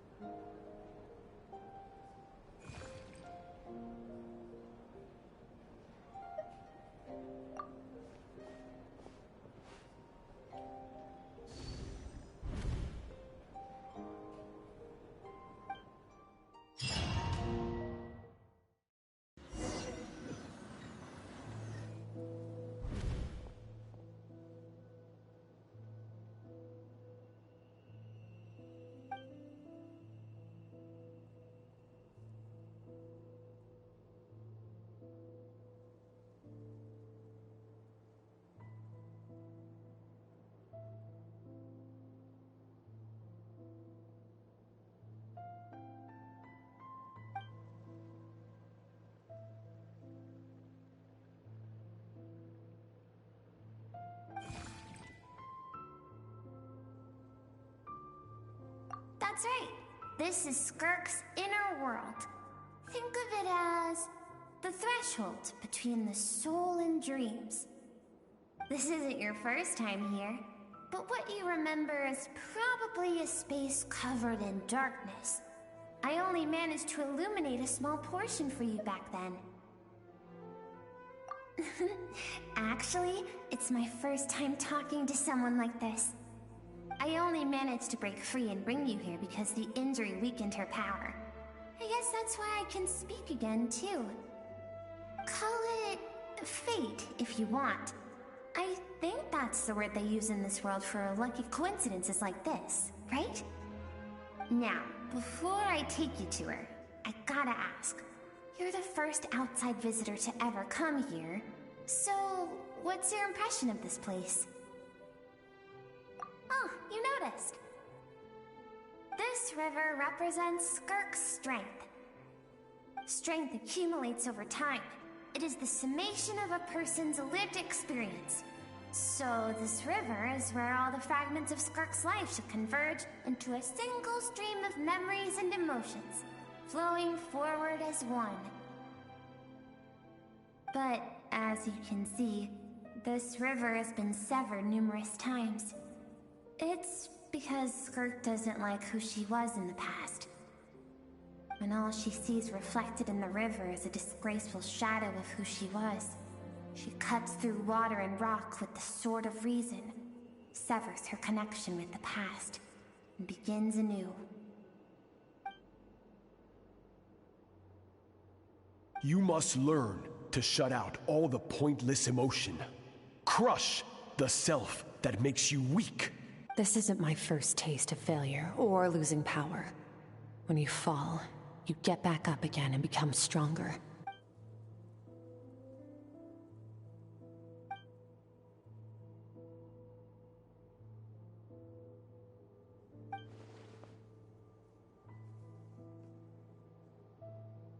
The answer to one mystery invites another question, I see. Let's follow the river upstream. There among the cliffs, among the memories etched into her heart, lies the truth of it all. Soon, you'll understand everything.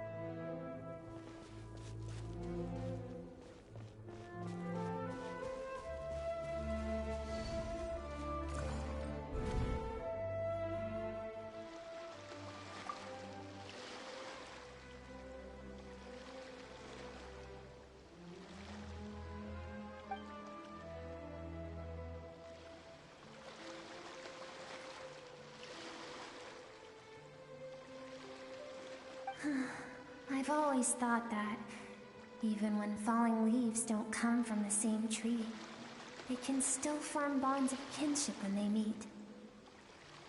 Like meteors, you both made a journey through the stars. Both travelers who have landed on a planet that is not your home. Yet, when she first noticed your presence, although she hesitated for a moment, she still chose to walk away. Indifferent as ever.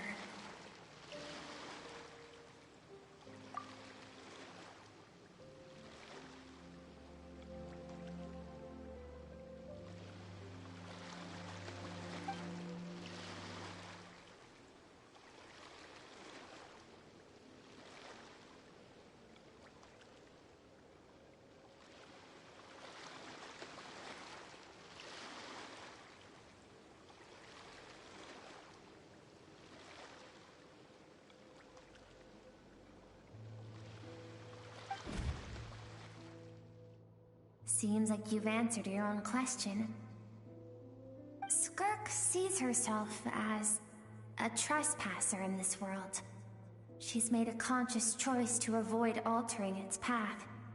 But the reason for that decision stems from events much earlier on in her life. Let's keep going. It's still a long way to the source of the river.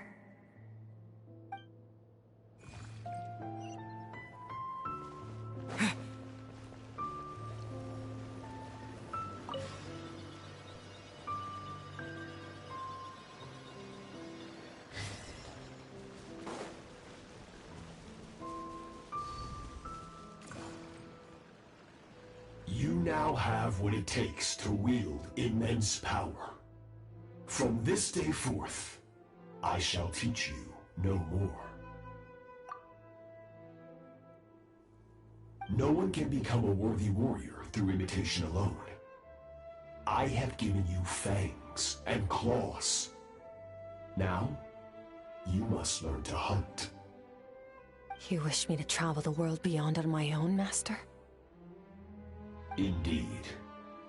Make new friends. Embark on your own journey. And piece together a new future from the shattered remnants of your past.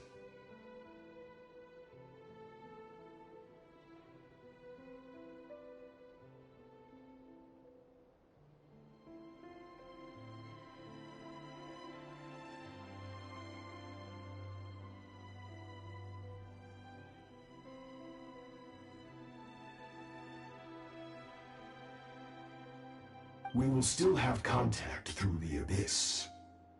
But know this. One day, I will take the life you worked so hard to rebuild and reduce it to ashes. Just like the fire that haunts your mind.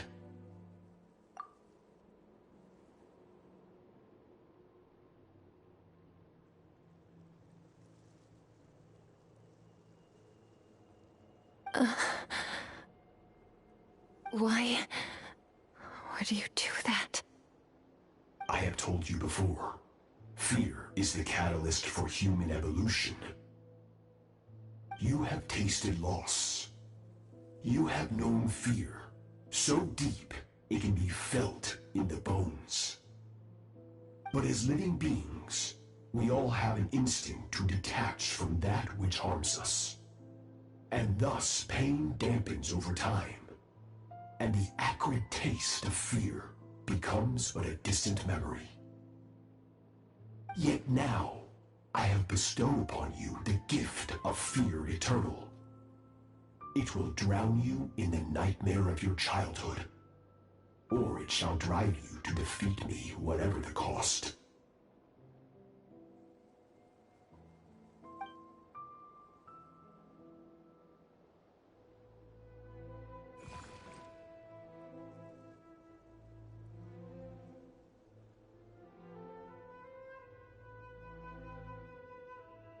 That is what Skirk's master, the foul, Sertologi, looked like at one point in time. Of course, as a higher being, physical form is a triviality to him. He could appear as a beast, a human, or even a monster that defies description. The form you see him in here, clad in abyssal armor, is the one he usually wears when traveling through the stars.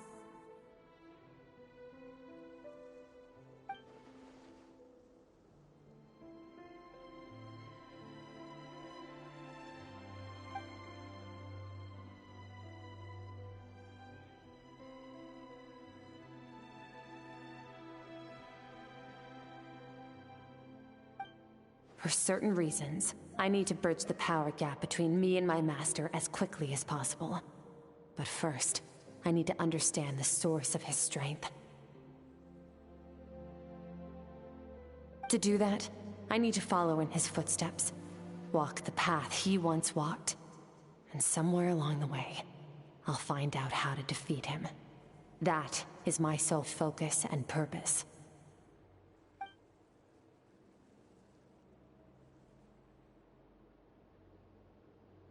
I'll let you in on a little secret. The real Sertologi is terrifying. The scope of his power is impossible to understand until you experience it firsthand. It is absolute, the power to crush all things. Shall we keep going? Let's see. We're about halfway there.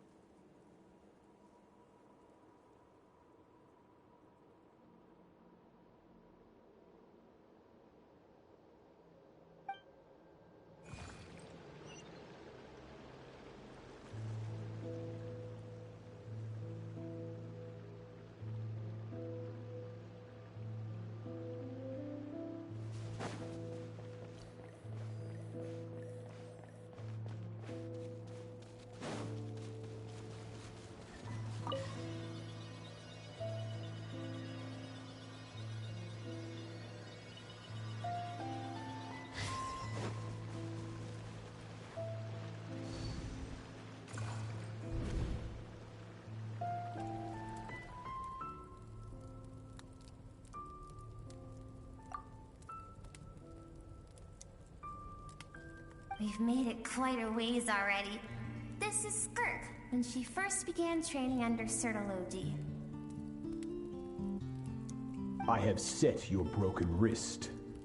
Tomorrow, you're to train twice as hard. No tears this time. Good. Attempting to garner sympathy through tears is a habit of the weak. A pitiful, useless ploy. Can I ask a question, Master? Why did you save me? I keep thinking, maybe it would be better if I had died.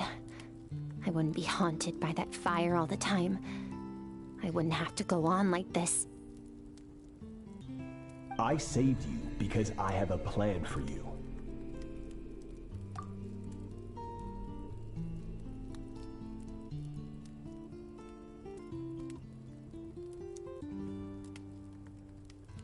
It has been too long since I fought a battle that demanded my full strength, and I hunger for it. Every so-called genius and prodigy I have faced has crumbled like sand underfoot. Before me, even fate bends the knee. So, I will teach you everything I know, train you by whatever means necessary, in the hope that one day, you might surprise me. But I don't want to draw my sword against you, Master. What you want matters little. Among the boundless sea of stars, the cries of the weak are but faint murmurs that disappear into the void. You of all people know that well. Yes, Master. From that day forward, all she knew was grueling training, emptiness, and fatigue. After some time, her talent bloomed, and she gained control over her emotions, like her master. How should I put it? It was not that human emotion disappeared from her heart, but that reason came to dictate all she was allowed to feel. I suppose it was at this point that she became the Skirk you know today.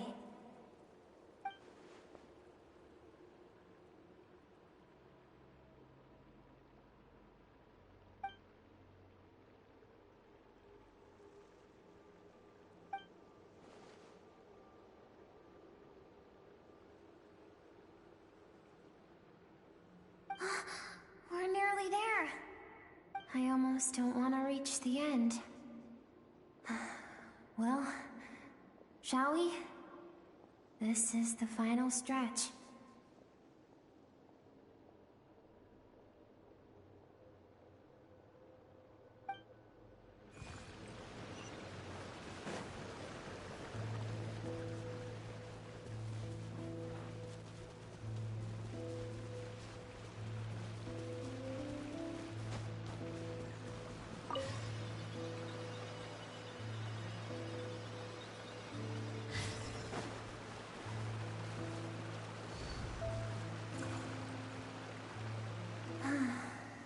These are Skirk's happiest memories. What a simple and carefree time it was. Wisps of clouds dotted the sky. The sun bathed everything in golden light.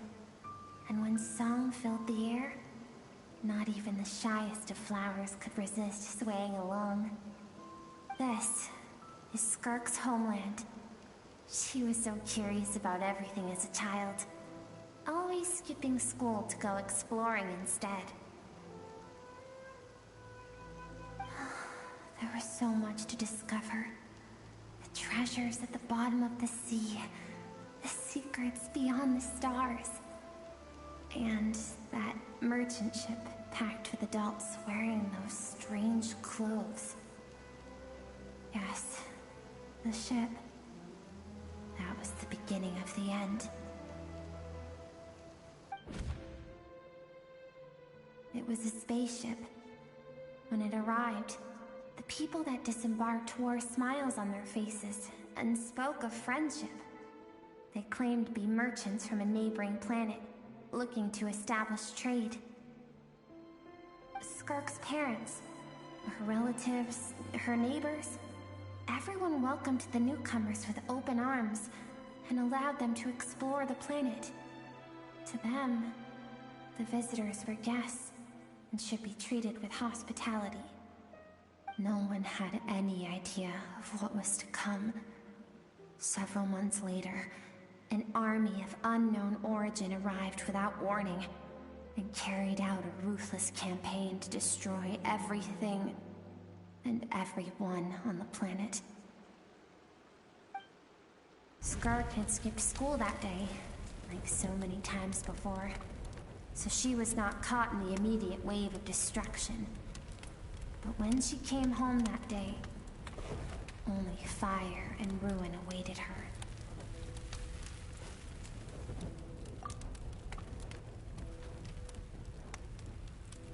Countless people cried out to her for help. People she knew and loved. Friends and relatives. The little girl who lived next door. The shop owner with the bad leg. The bad-tempered teacher she had made fun of just that morning. Their lives were discarded like worthless trash as the fire consumed one life after another. Skirk was helpless. All she could do was run. And so she did. She kept running until an unexpected figure crossed her path. If Sertology hadn't been there in that moment, the fire would have claimed her life too. And there she would have remained, left to rot in the scorched earth, with no answer as to why any of this was happening.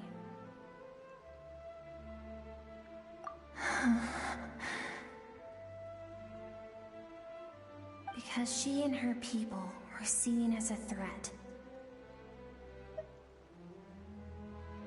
As the initial merchant ship explored the planet, they discovered that it hadn't always had the condition to support life. Yet there was evidence of human activity, even during the periods of extreme heat or cold in the past. Further research revealed that, over time, the people of this planet had evolved the ability to adapt to any type of environment or energy source. For that reason, the outsiders viewed them as a potential threat, and decided to eliminate them before the threat could rear its head. And so, the army was called, and the so-called danger was wiped from the face of the planet. Senseless, isn't it? Deemed a threat because of a gift they didn't even know they had. Perhaps it was their own innocence and kindness that doomed them. But in the end, that was lost to the blaze as well. If those with power get to decide good and evil, then all you can trust in is the sword in your hand. And so, before death could claim her, she ran. She ran and never stopped.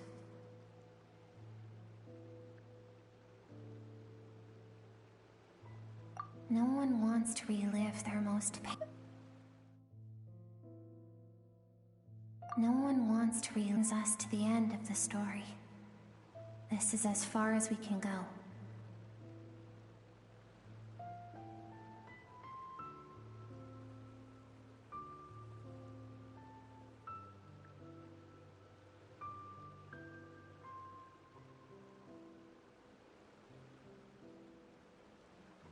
Skirk is waiting over there.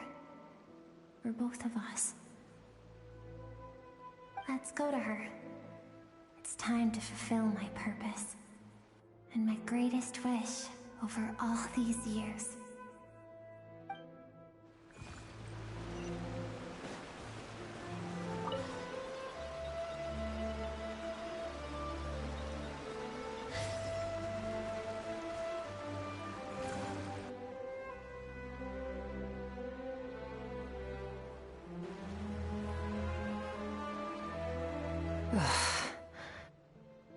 So all this, just so you could bring him here. I have things to say to you. Well, to me. I want someone to witness our reconciliation, even if it takes an argument to get there. And he is the best choice in this moment. Her suppressed emotional self. The version of herself she keeps locked in the recesses of her mind, stifled by reason. All those rejected impulses, those discarded aspects of your past selves, they are a part of me now. I am who you used to be. Someone you have refused to face for too long. So, I came to face you instead. You're wrong. I've faced you all along. And that's exactly why I keep you locked here. Your existence makes me weak. Moments of joy and longing are when we are most vulnerable. Don't forget, it was a penchant for goodness over reason that doomed our homeland in the first place. The vastness of the universe renders everything insignificant. Our feelings most of all. Even so, learning from the mistakes of the past doesn't have to mean erasing everything. Strip yourself of your so-called weaknesses, emotions like kindness and empathy, and what makes you any different from the ruthless soldiers who slaughtered our people? The difference is that I'm doing what is right, what is necessary. I allow you to exist, but with limited freedom. That is the greatest kindness I can offer. I've shouldered everything you couldn't carry. I rose above the numbness and emptiness, and it was cold, unfeeling reason that brought me this far. It made me who I am. It made me strong. That is the problem. I want to shoulder those things together. On the grand scale of the entire universe, maybe our feelings are vanishingly small, but why should that mean they don't matter? Emotion gives warmth to the cold expanse of space. It gives meaning to the world around us. Think back to those nights of gazing at the stars, those afternoons of exploring the unknown. Think back and let them grant you peace. A brief respite from the pressure you put on yourself.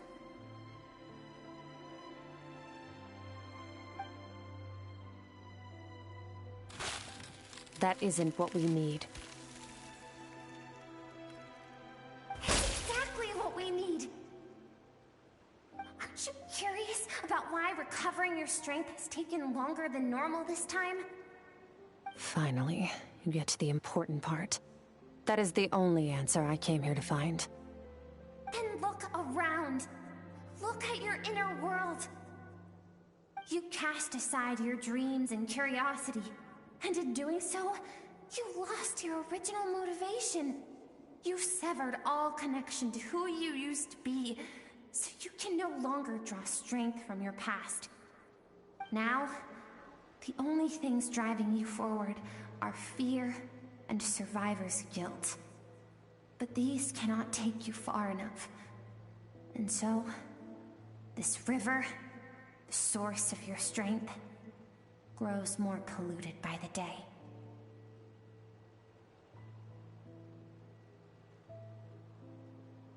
And you think that means I should seek help from a weak little thing like you?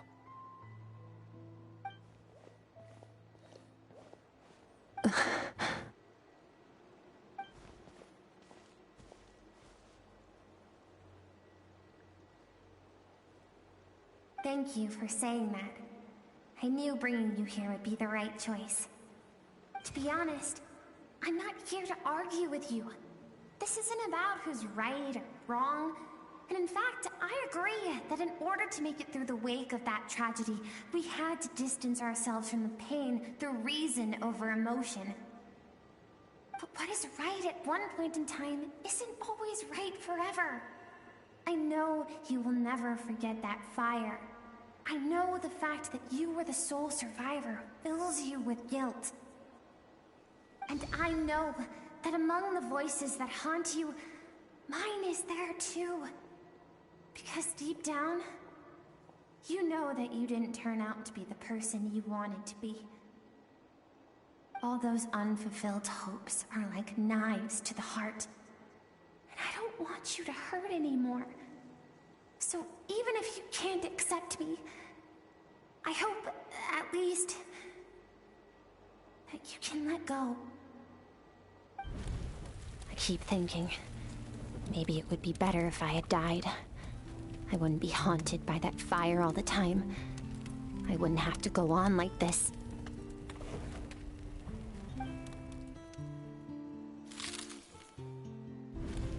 Your dad and I, we're not afraid to stare death in the face, but we need you to survive.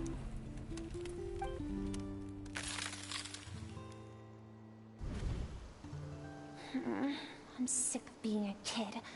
There's so many amazing things out there, and I'm ready to see them all.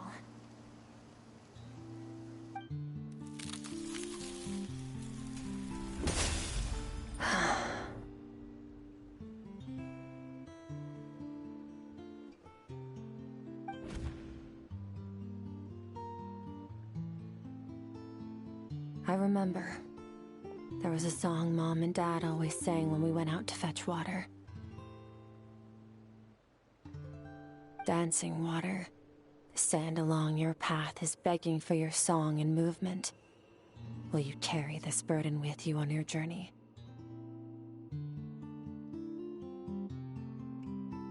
I am not the dancing water, and you are not the burdensome sand. But if this is your wish, then I will carry you with me until the end. Thank you.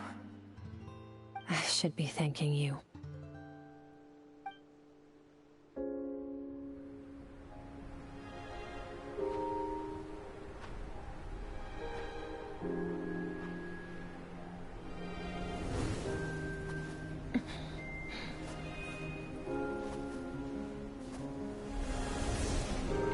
Run, Skirk, run! Remember, leave no one alive! Heed my words, Skirk.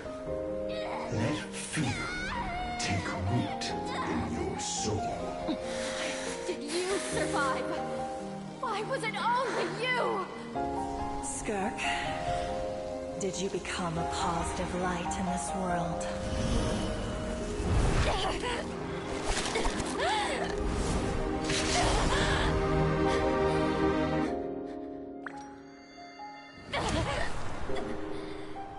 Hey, this doesn't have to be the end.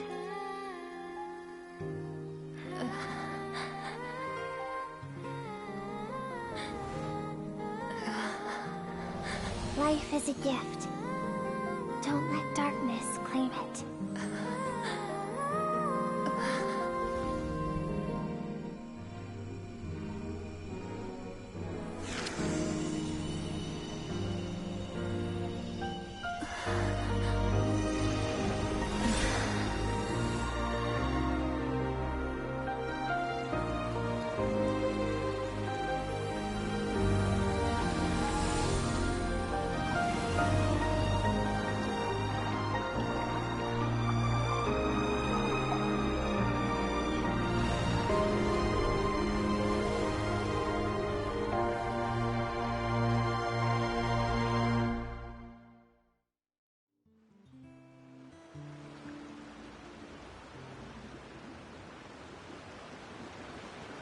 So, you saw my memories then.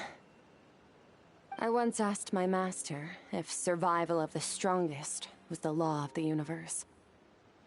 He said no, but in a world without order, those with no moral boundaries tend to be the ones who survive.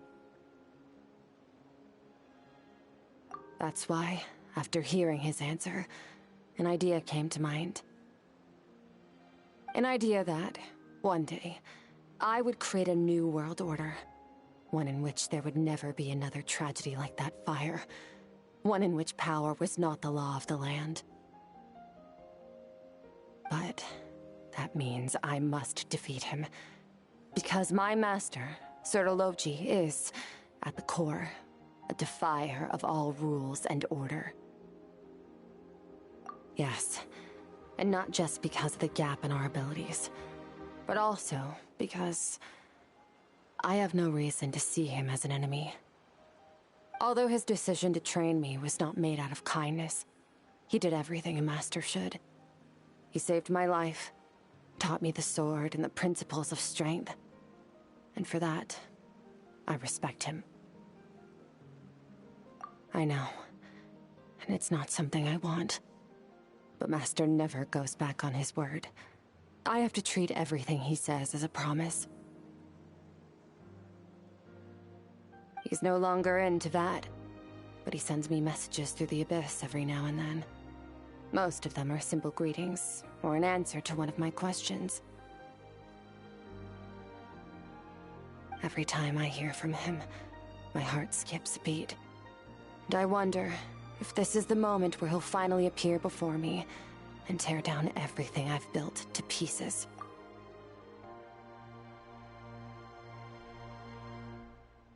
Maybe that means I do live in eternal fear, just like he said. Yes, I respect him, but I'm also afraid of him. And for that reason, the pursuit of strength consumes every moment of my life. I don't know what Master has planned, but I have to be ready.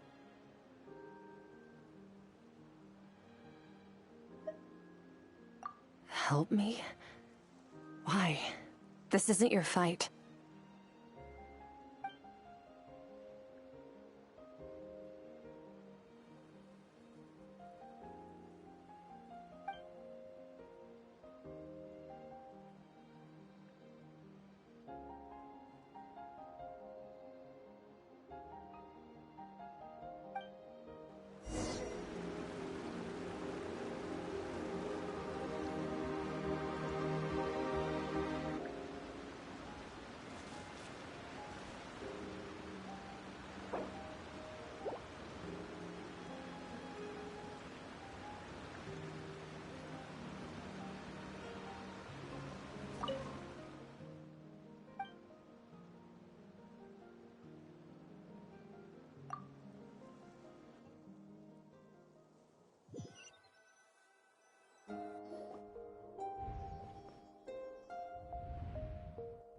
Oh, you're finally awake!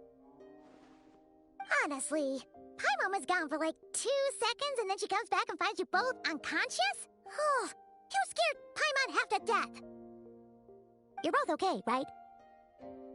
What does it look like?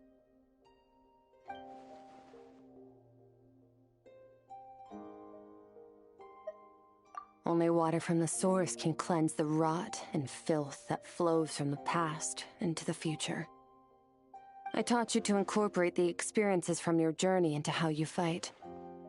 I suppose what happened today will become an inseparable part of who I am. Okay, so Paimon feels like she's missing some important context. But whatever. Paimon brought back tons of delicious snacks! Let's dig in!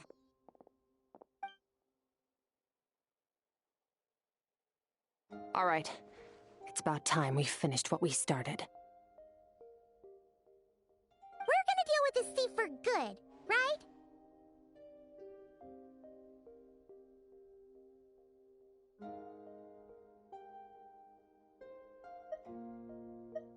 This time, I'm not going to tell you to hold back. But having digested even more power in the meantime, he's going to be tougher than before. The good news is, we have no reason to pull our punches this time. So, let's go. Same place as last time.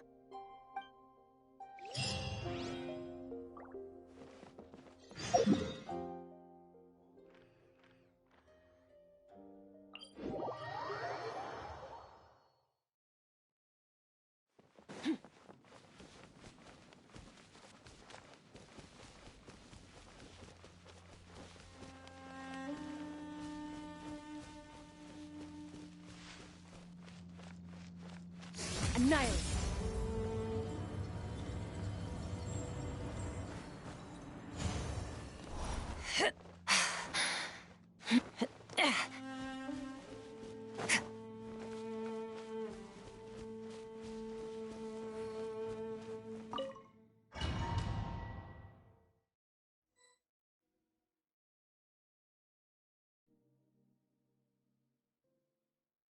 fog is gone!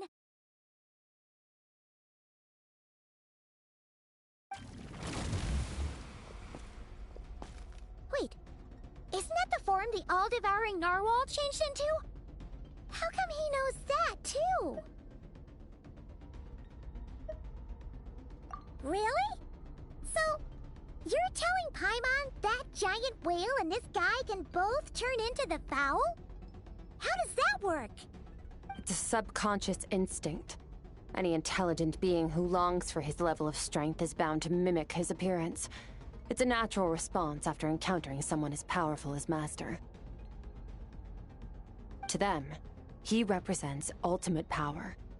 We know the person before us has encountered Master, and we know he stole a portion of my power. So it's not surprising that he would assume this form. Okay. Oh, the closer Paimon looks, the more intimidating it gets.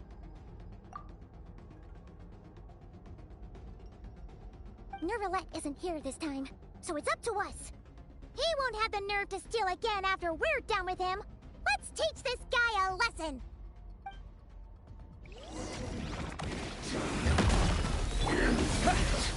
Wipe out! Extinguished!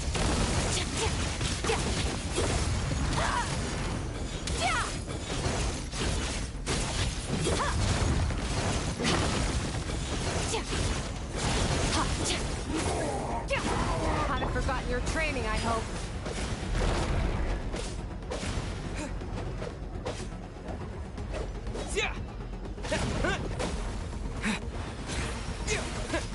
Merciless. Another star goes out! Go! Yeah, go! Merciless.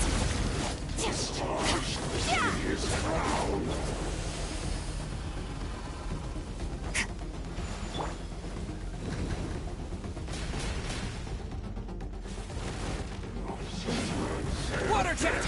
Bombs away! Into the void! Beyond this world. Water jet!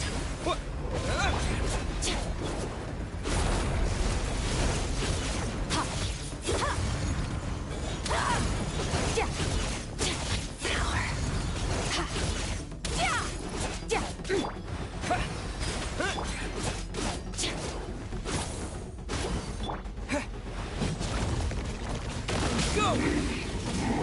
Yeah, yeah. Go!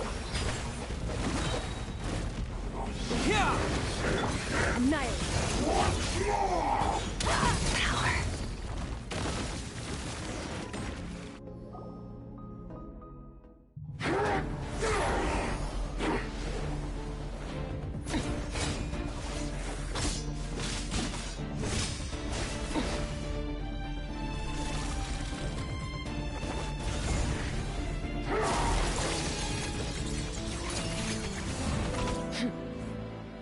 Haven't had enough of my power.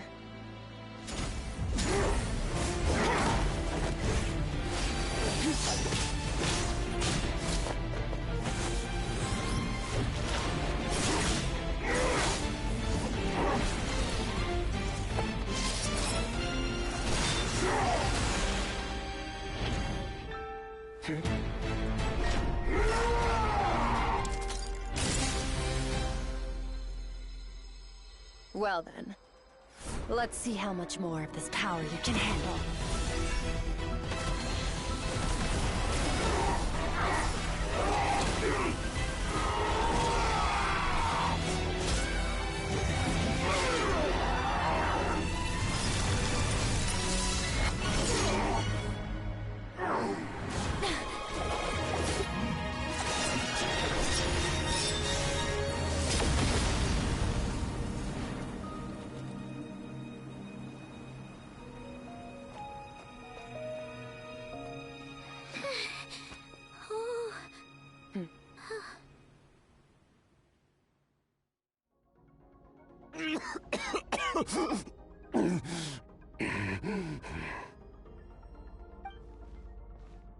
Well, have you come to your senses? You saw that my body was at its limit. So, you deliberately channeled your power into me, knowing that it would destroy my shell from within. Such power, such keen battle instincts. So you must be... Skirk, Sertologi's disciple. How long has it been? How long has he been away from Tevat? Hundreds of years. Hundreds? Sorry, it's a lot to take in. I should introduce myself. I am Skafnungar, a friend of your master and one of his followers. This is the first time I've heard your name, Skirk. But hundreds of years ago, I knew you existed. And I knew you would come here. Hundreds of years ago? Sounds like you and Master have quite the history. Care to tell us about it? Of course. Might as well take advantage of a clear head while I can. The story starts a long, long time ago.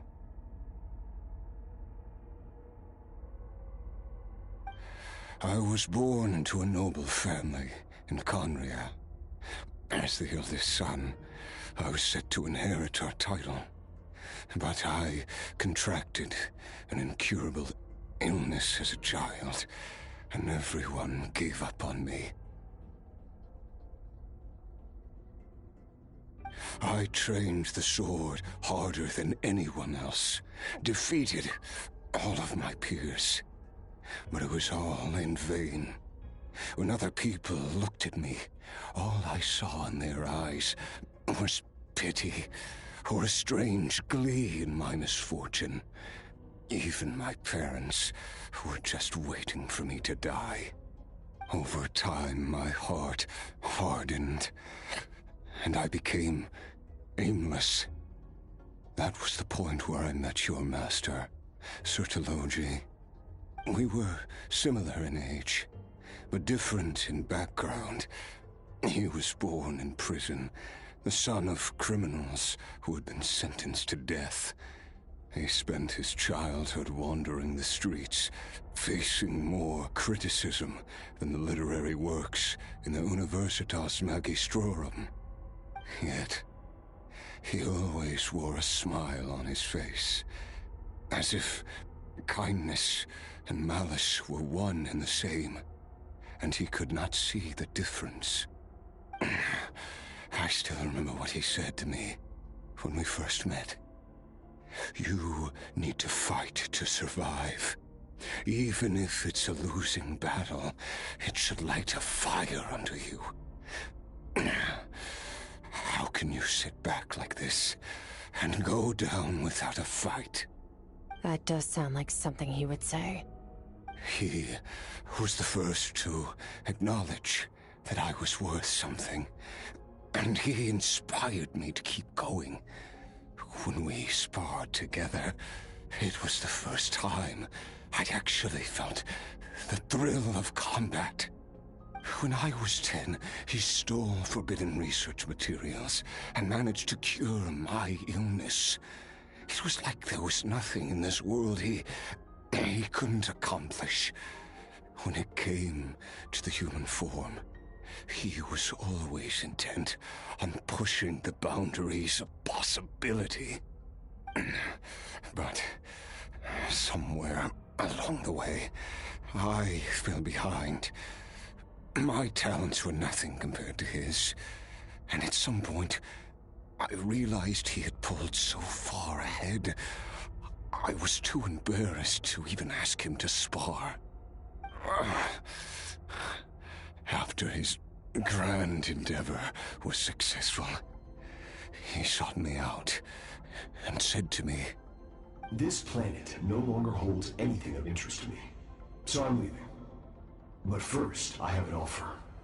I can use a power I have just refined to break the curse of immortality for you." Your death was once what we worked so hard to prevent. But the immortality you now face is a different kind of pain altogether. I'll pass. Immortality doesn't sound so bad to me. Since I can't die, it means I have an infinite amount of time to get stronger. Maybe I'll finally catch up to you one day. And we can spar like we used to. Are you sure? I cannot say when I will return. Your body, or rather, your soul, might not be able to withstand this curse. All I can do is try. After all, a wise man once told me, people need to fight for their own survival. Wise indeed. Nevertheless, if you grow weary of the pain of immortality, and wish to experience a good sparring match before you wither away, seek out my disciple. Disciple? Never thought I'd hear that word coming from you. Nor I, but Vedifenir said I was destined to find a disciple out there in the universe, and bring her to Tibet. You know as well as I, Vedifenir's prophecies are never wrong. Well, now I'm curious about who this disciple of yours will be. All Vedifenir said was that one day, the stars shall bow in her honor. Sounds pretty impressive. Of course. Only the most outstanding people would have the right to become my disciple. Still self-assured as ever, I see. But you're not wrong. I'll be leaving then. Oh, and if you are serious about getting stronger, I left you a little gift in the primordial sea. As I've said before, walk whatever path you want. Freedom means even the wicked get to make their own choices. Waiting for me in the primordial sea was the all-devouring narwhal, already beaten into submission by Sertologi. In its weakened state, I was able to cut off part of its flesh and sew it into my own heart. Your heart? That sounds like torture! How did you even survive that? Because, of course, I bear the curse of immortality. So, you used the curse to turn yourself into a vessel for power. Even with that whale's ability, devouring power like that is not something the human body can withstand. With your body and soul constantly at the breaking point, it was the curse of immortality that sustained you. But that is not the path to strength. You have to pour your heart into it, work for it, dream of it. Instead, you stole something that didn't belong to you, and it backfired. You're right. I should have known better, but I had already pushed myself to my limits, and he was still miles ahead of me. So I had to take a leap of faith. I miss your master. I miss the days when we were all together, troublemakers without a home. I don't regret the choice I made. But if you'll allow it, I do want to apologize. To both of you. After the beating we just gave you, I think we can call it even.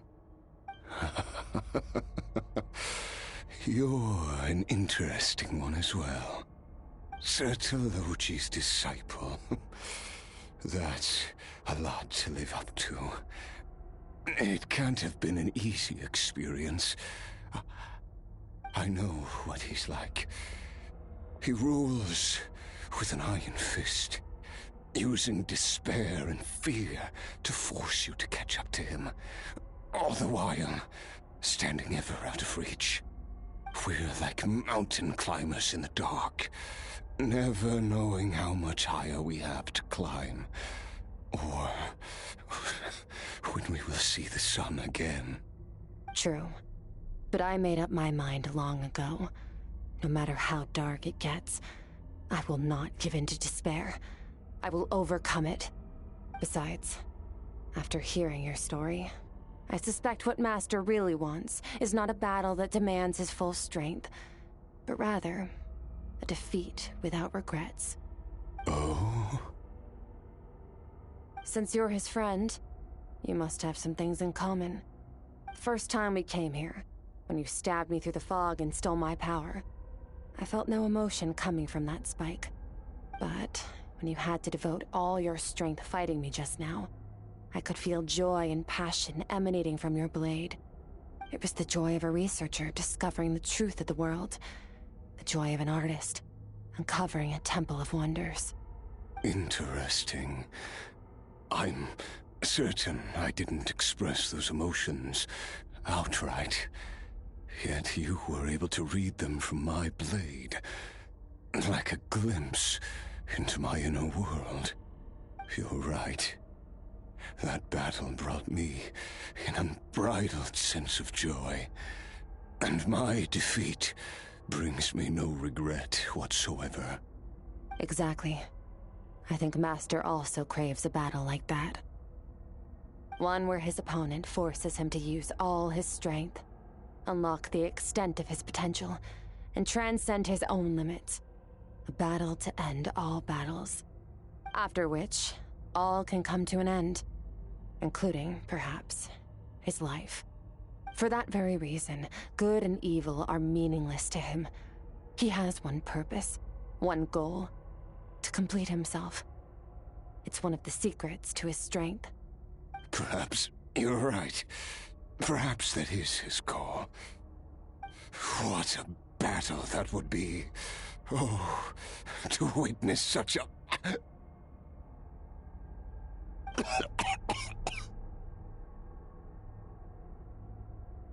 Are you okay? Too many different kinds of power are surging through my body. The curse of immortality allows it all to coexist, but it does not remove the pain. I won't be able to hold on to my sanity for much longer. What a shame.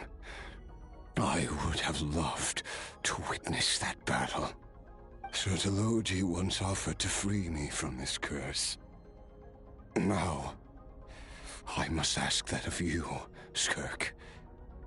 Can you release me from the pain? I can, but not through death, if that's what you are hoping for. It's not a suitable punishment for your crime. As an alternative, I can take your consciousness, along with all the power you've consumed, and smash it to pieces.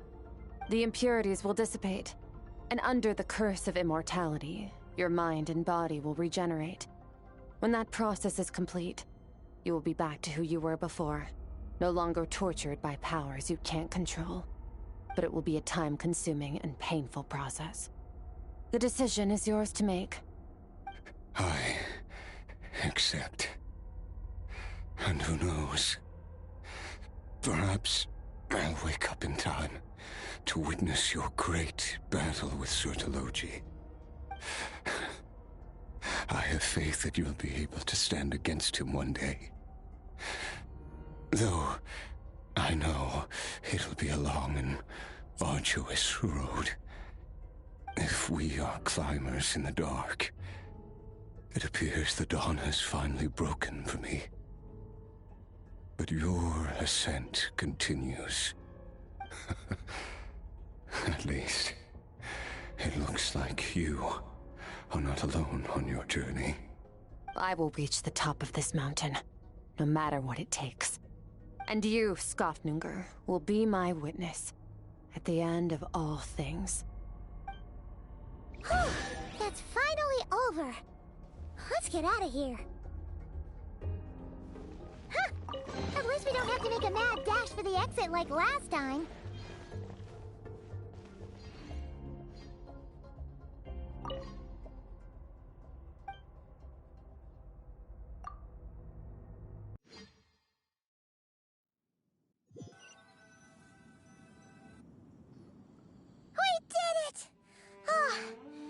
only been a few days, but it feels like forever.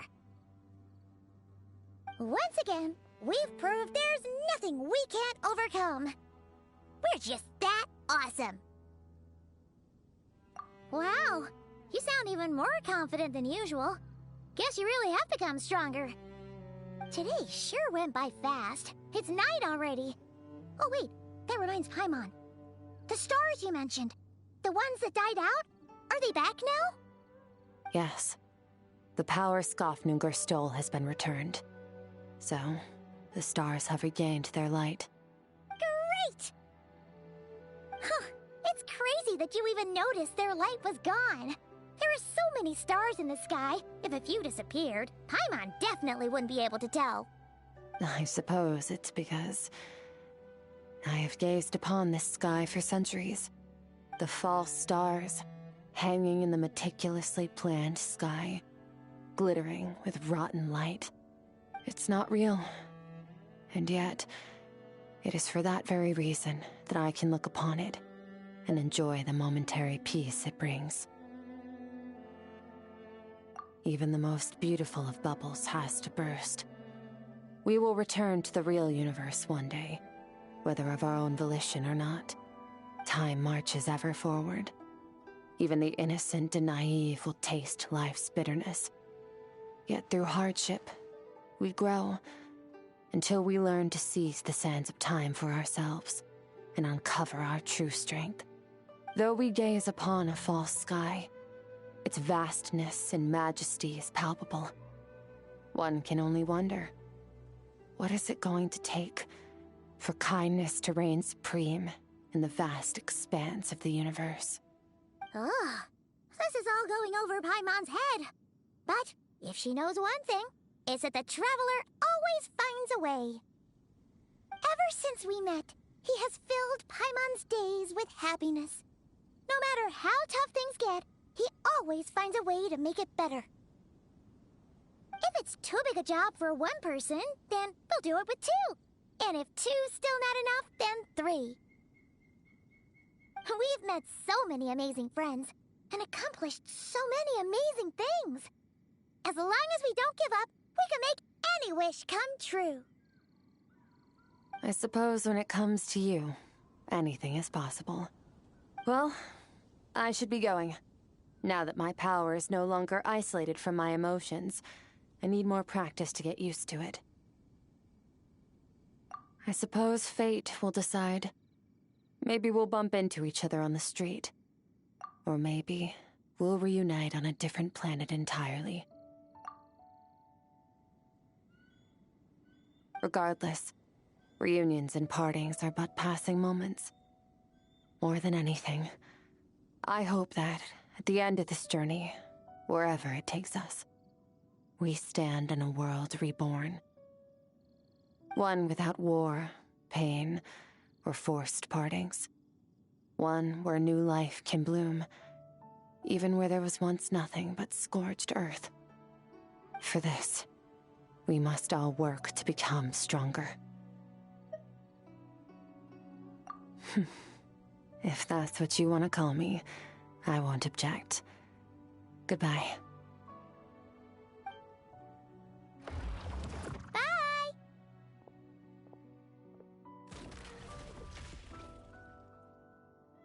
Is it just Paimon, or is she being nicer than before? We definitely count as friends after all that, don't you think? Hey, what do you think about camping here tonight? There's nothing quite like sleeping under the stars. Come tomorrow, we can continue our journey. Oh, and since Paimon treated you to that super nice meal at Wanmin Restaurant, it's about time you returned the favor.